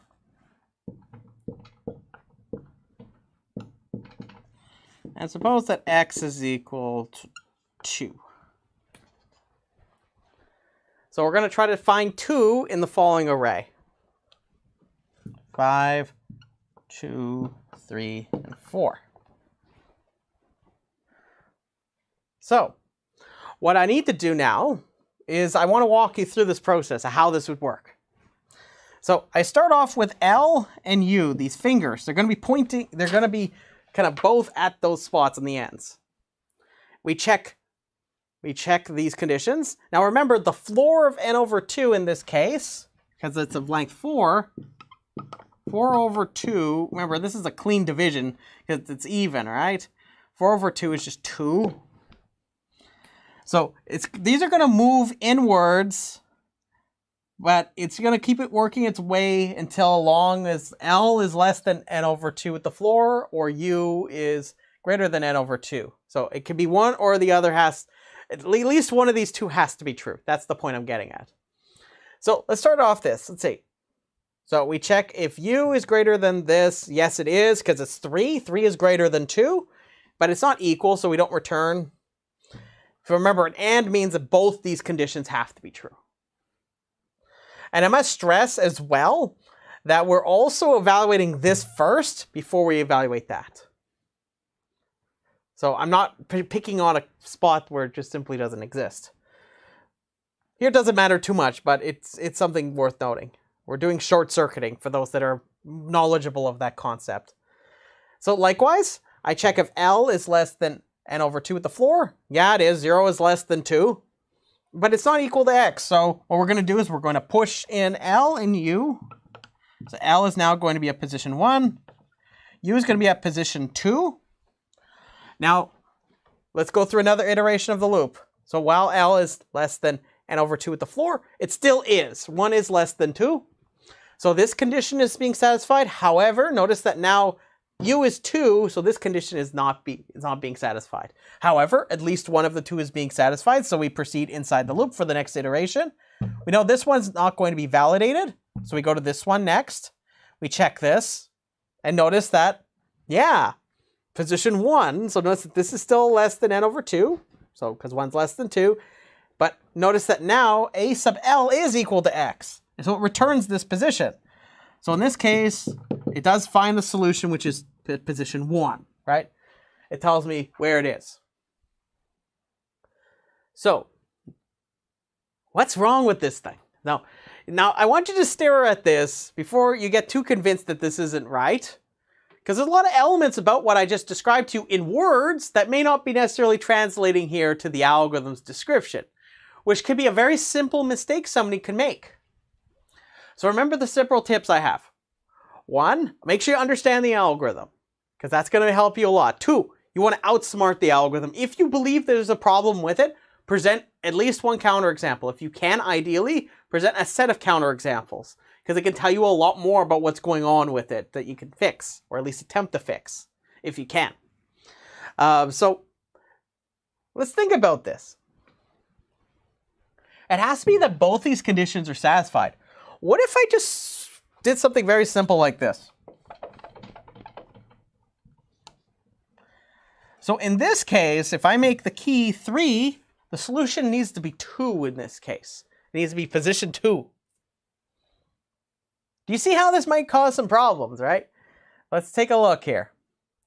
Let's continue with the execution of the algorithm, now with this setting in place. So imagine L and U are in these same spots as we had before, except now, instead of it being that it finished here, it says, hey, look, that is, A sub L is not equal to X yet. So it proceeds to the next iteration by moving L and U. So it proceeds, moves L and U. So L becomes 2, U becomes 1.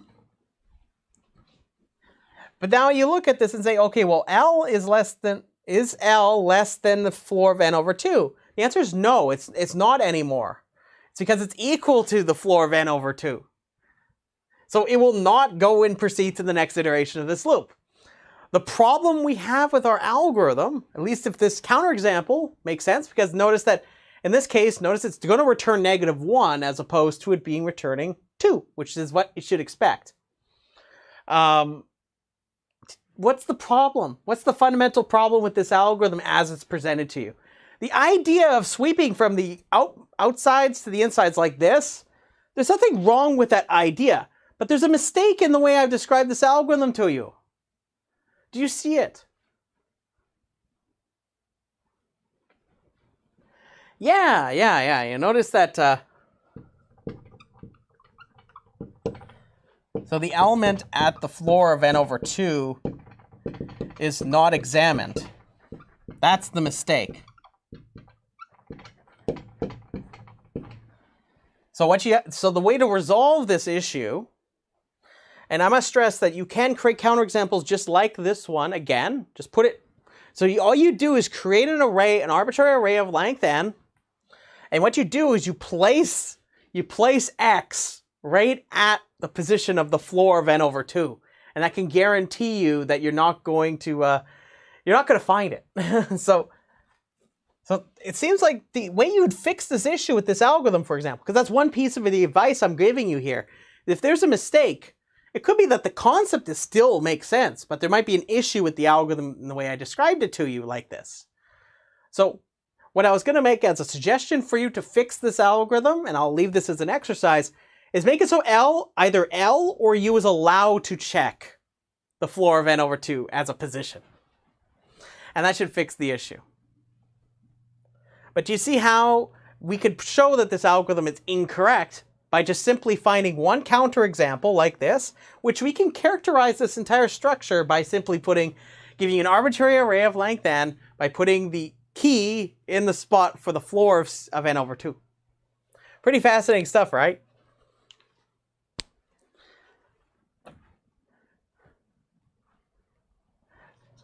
So are there any questions about this?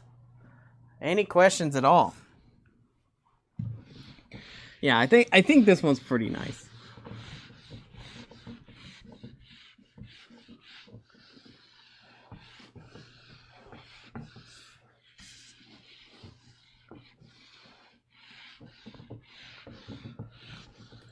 So those are a couple of things.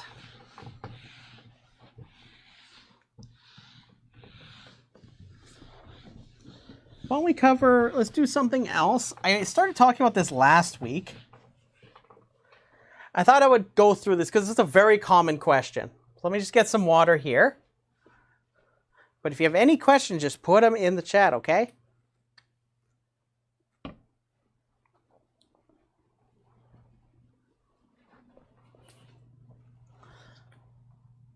Okay, so let's get into our next question. Our next question is the following.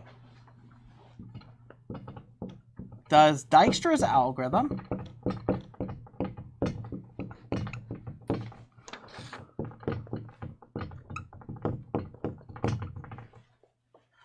work with negative weights? With negative weights. So it's a pretty good question. Now, for those that aren't familiar with Dijkstra's algorithm, it is a problem that solves the single source shortest path problem. You can think of it as I want to find 2 points. I want to find the shortest path from one point to another. One is called the source, and it could be that it's any other point or vertex in the graph or network. So we call it single source because it's from the source, that's one of the ends of the path, to every other one. So it dictates the shortest path distance from one vertex to another, or every other, okay? So one thing I really want to point out for you, for those that are already knowledgeable of this algorithm, is that classically Dijkstra's does not work with negative edge weights. So I'm going to show you why. So one thing I really want to get across to you is that Dijkstra's algorithm, the way it works is it uses this idea called an edge relaxation. And the way it works is that every time, because it's a greedy algorithm, every time it picks the next shortest, I'm getting very excited here. I am trying to, so what Dijkstra's algorithm does is it always picks the next closest vertex to the source. So there's a secret assumption in this every single time you do that, is that the next closest one to you is the one for which is closest among those that you currently have that you've evaluated. So that means either you're going to stay in one spot, meaning that the distance between yourself and that vertex is 0, or it has to be that it's ahead of you. You have to take some positive distance to travel to it.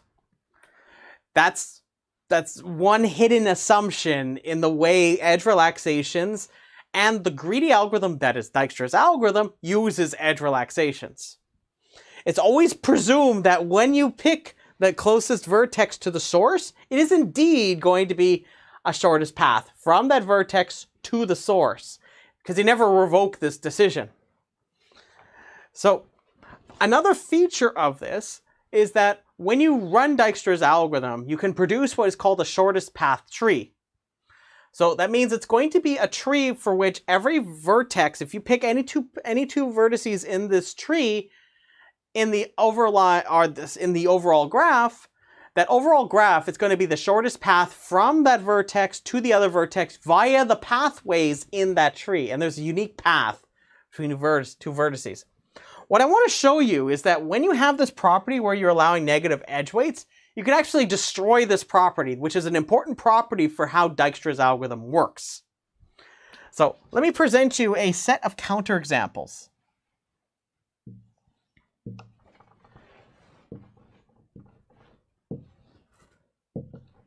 So it's a very simple example. Usually you don't want to make your counterexamples too elaborate.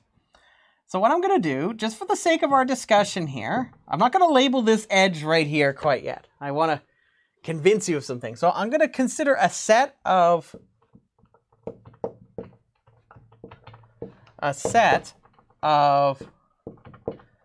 instances, one for each integer C greater than 0. It's important that it's greater than 0. You're going to see why. So in Dijkstra's algorithm, the way this would work is you would have distances that are the closest one you currently have from each one of these to the source, where the source has distance 0 because that's where you start. And every time you perform edge relaxations, you update the distance values for at each vertex. So in this case, the distance would be C. The distance would be C plus 1. So Dijkstra's algorithm would pick the vertex that is closest, as in it's going to be the closest to the source. So Dijkstra's algorithm would pick this one first. It would pick this vertex because that is the closest to the source. It never revokes this decision because this was indeed the shortest from S to U, right? Out of these two options it had. Remember, the underlying assumption is that I stay in one spot or I always move forward, right? That's the underlying assumption here for how the edge relaxations are being used in combination with the choice for the shortest path that we pick next, or we extend the path to this vertex. Okay, so if you were to do this in any other context, suppose that this was, say, C plus 1 right here. Which one would it pick? Which edge would be used to get me from S to V? Would it be this edge or that edge? Which one? It would be this edge, because you would pick V because that is the next closest vertex to the source, right? That is what you would pick for this greedy algorithm. However, so like you'd always pick this one next, right? Because notice that C plus 1 is less than C plus C plus 1. So you would pick this one, right? And you'd not be wrong if you did that, right? In fact, that would be exactly what you'd expect. And the shortest path tree would consist of this edge and that edge. Let's throw a wrench into this. Suppose that instead I put this edge along where the shortest path would be. Let's make this negative. So instead of being C plus 1, let's make it minus C plus 1.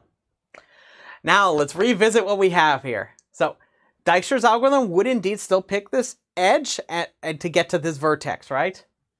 To get to U. What does that mean though? It means that this, so if I want to get the shortest path from S to U, it is S U, right? What's the length of this? The length of this path is C, right? However, if you proceed with this as you're going anyway, it would pick this edge next to get to this vertex, right? It will extend the pathway to V through here, which if you actually look at this, that's what you would expect for a path from S to V. However, notice that there actually is a shorter path from S to U. Let me show it to you.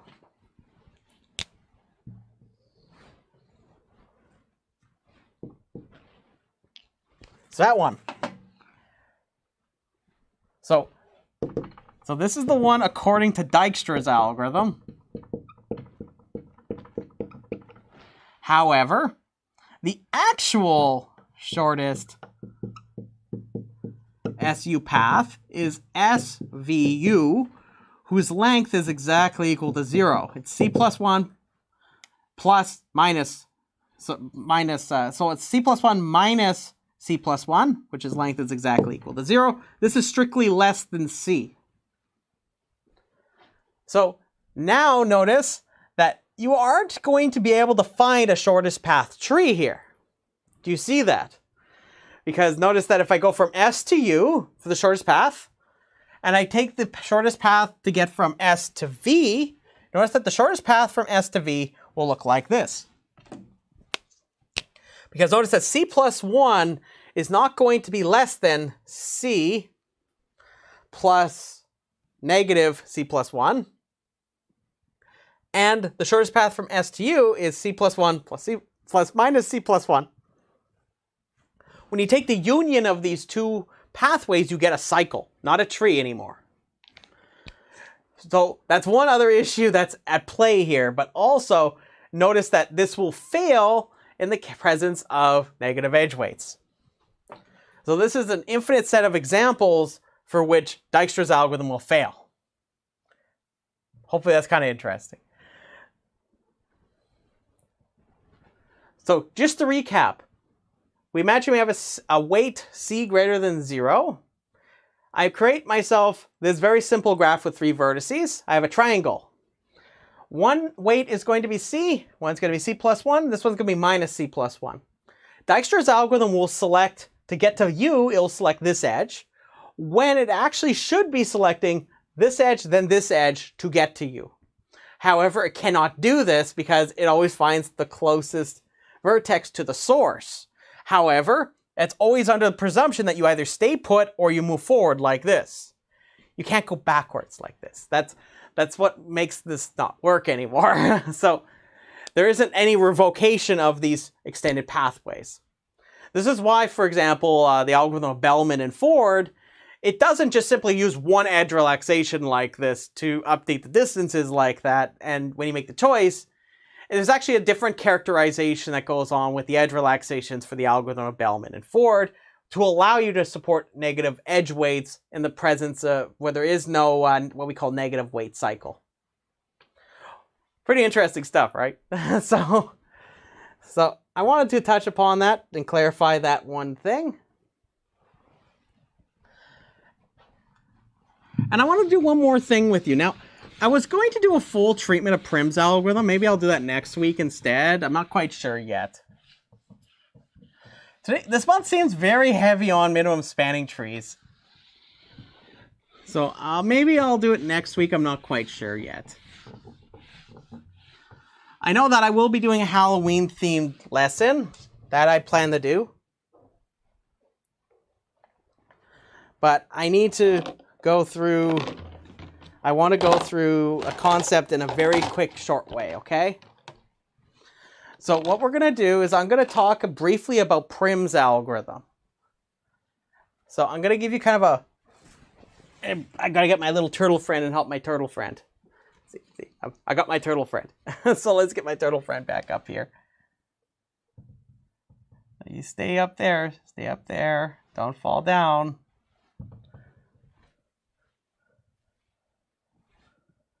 Help my little turtle friend. There we go.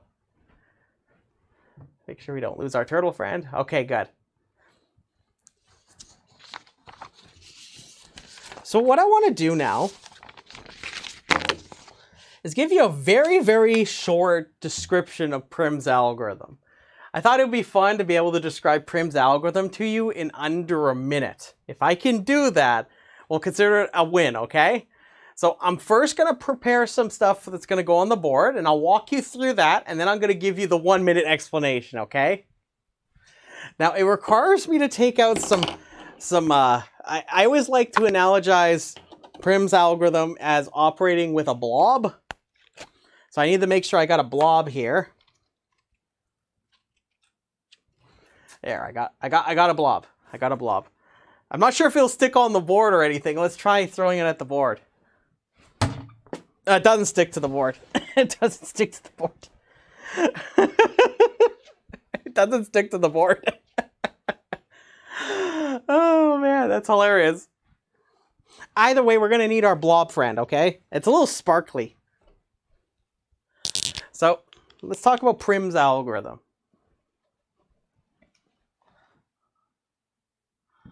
So I'm going to first just mention what a minimum spanning tree is.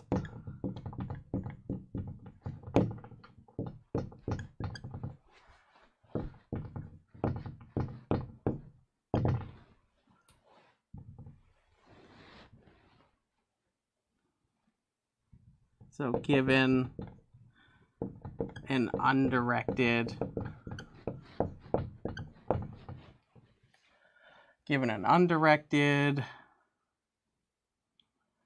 connected graph, I usually presume that the graph is simple. However, I must stress that Prim's algorithm will work with multigraphs. It's just the running times get a little bit messed up. A little bit.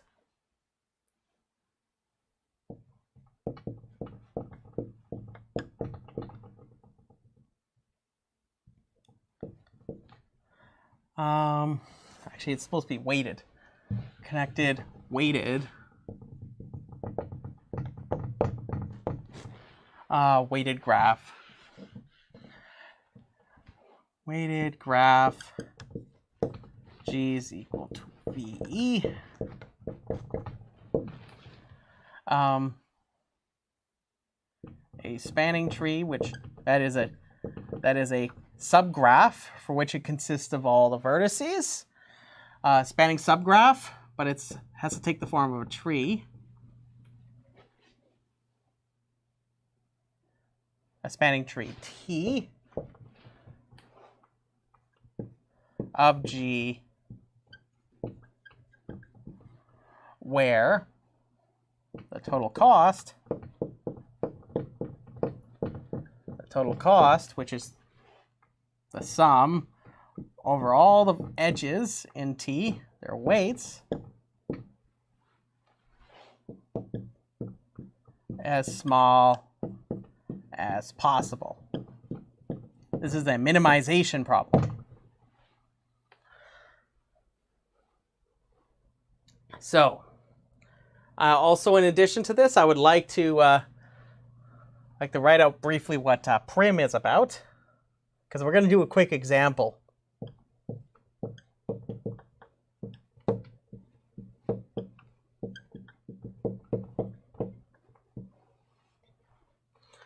Prim's algorithm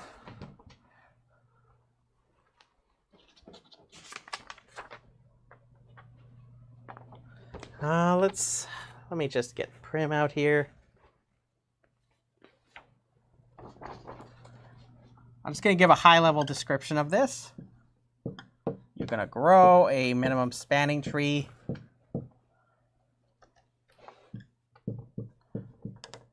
from a seed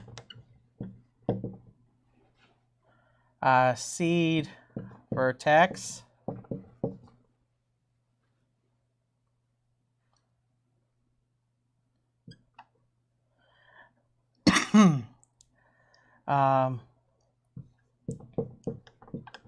always pick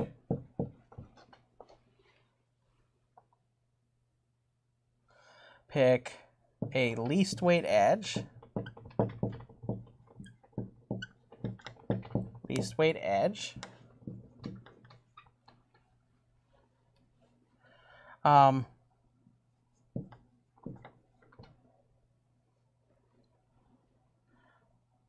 where one endpoint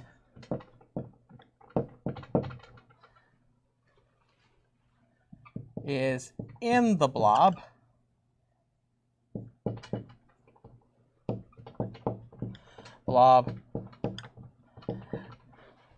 that starts at the seed,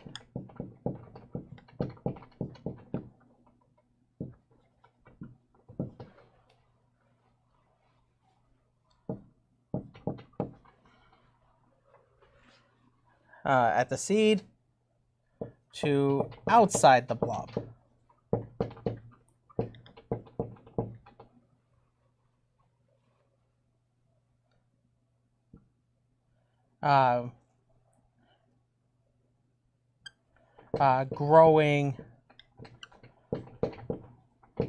Growing the blob. Okay.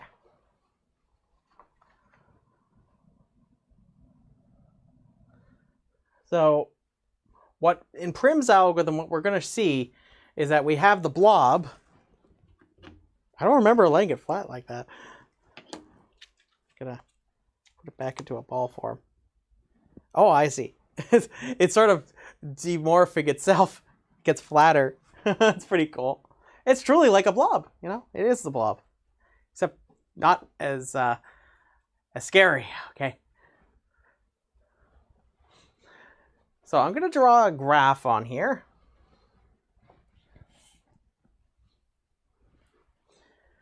So let's use a graph. I'm just going to switch markers here.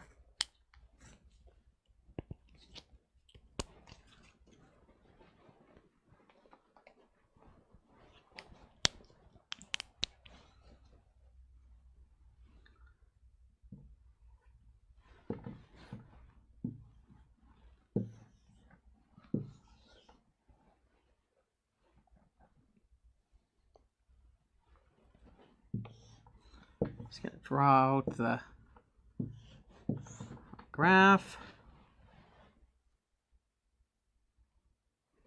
We're gonna start our starting vertex. Vertex is going to be, this is the seed. It's going to be 3. It must stress that in prims, it doesn't matter which vertex is the seed. As long as you just pick one of them, that's okay.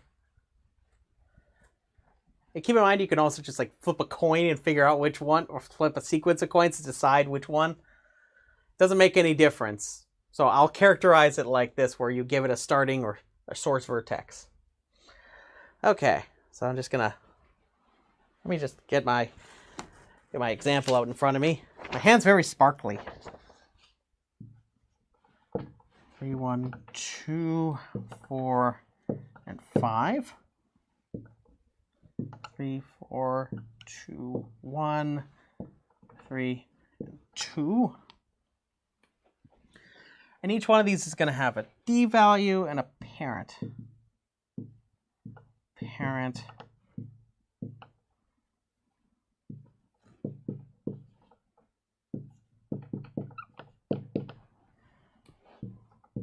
Whenever I haven't yet checked for a shorter or any cheaper weights, I will I'll use a mechanism quite similar to the edge relaxation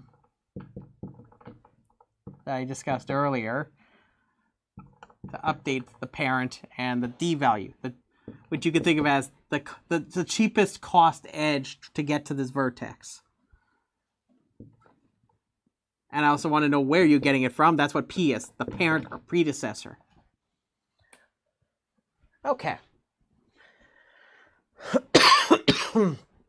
Sorry, I'm getting very excited here. Just gonna get my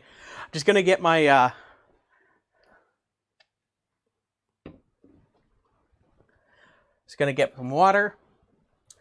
So for those that are tuning in, the challenge here is I'm going to describe to you Prim's algorithm in about a minute.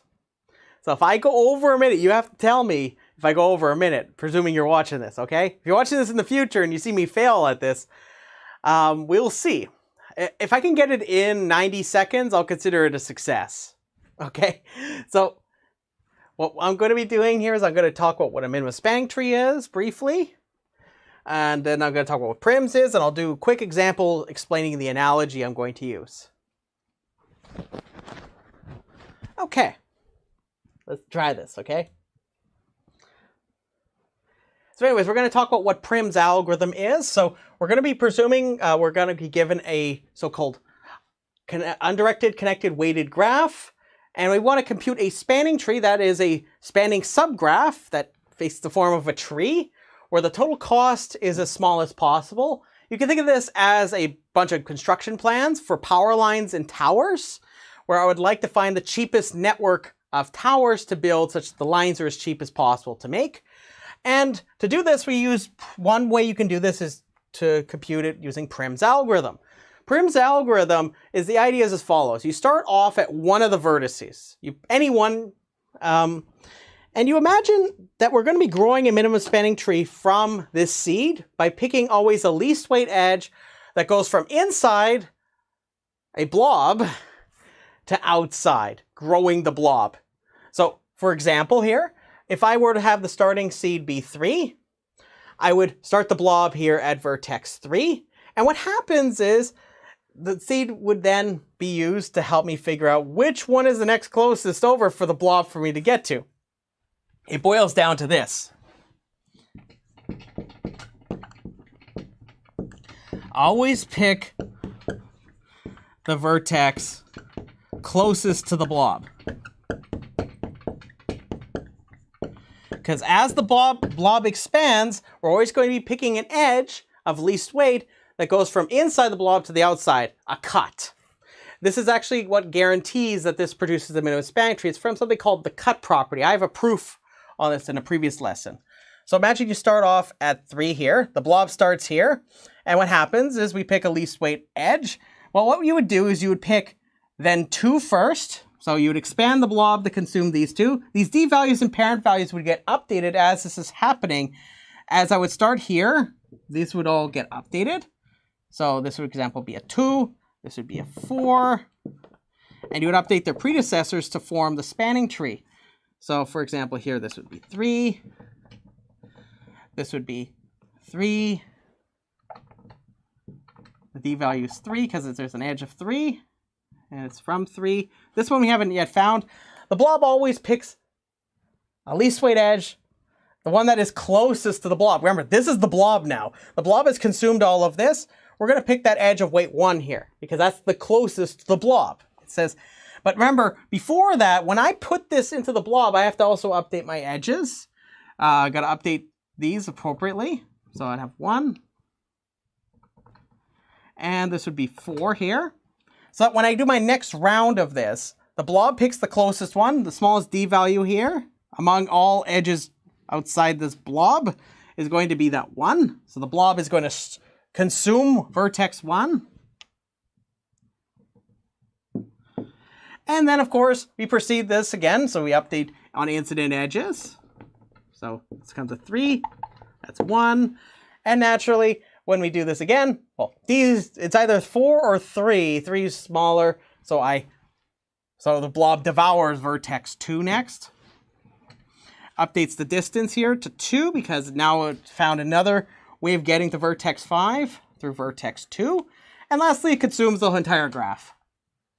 So notice that inside here, every time I pick these, notice that the parent tells me which part goes with which.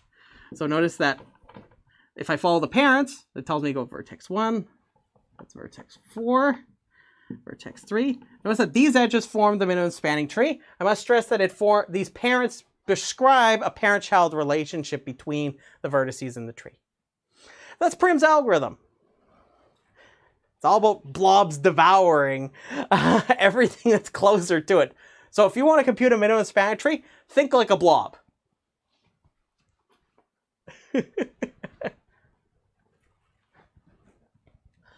Yeah, that wasn't quite, I don't think that was a minute. I think that was more, but I'm pretty sure I could trim that down into a minute.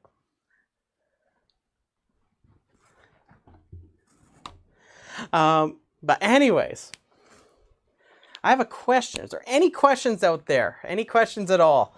So this is just meant to be a short digestible version. I was going to be doing a much more full out version where we actually do out the pseudocode and whatnot. I'm going to reserve that for a future lesson. So because nobody's saying, hey, look, I want to really see that right now. If not, I'm happy to show it to you. But yeah, no. Are there any questions? Don't be shy to ask me any questions.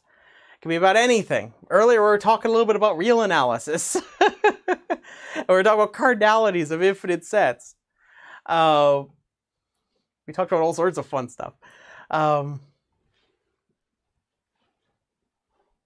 Any questions at all? Don't be shy.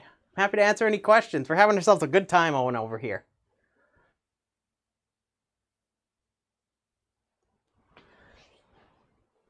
I don't think there's any more questions. I think I got into everybody's questions.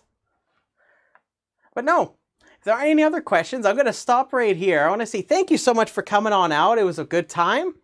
And of course, if you enjoy this content, whether you're watching this live, as we're kind of like, you're watching me sort of set up some of the lesson videos as we're doing this, which I think is a lot of fun. So that way you can see how all the butter's made. So you can see how those videos come about. But also I like to do live lectures as well. Today was more of like doing a lot more like live lessons with you. Where we do more exercise-based kind of thinking about things. But yeah, if you enjoy this, tell your friends to come on out. They can't know to come out unless you tell them, okay? Because I'm only me. I'm only one person. But if you really like this, make sure you subscribe, follow, give a like, tell your friends, okay? All those little things help a lot down the road. If you really want to support the work beyond this, or you want to get access to the notes from today's lesson, just check out patreon.com/pagewizard. At the supporter access tier for this stream, you'll be able to get access to the notes on request, okay? So, other than that, I want to say thank you so much for coming on out, and have yourself a beautiful day. I'll see you later.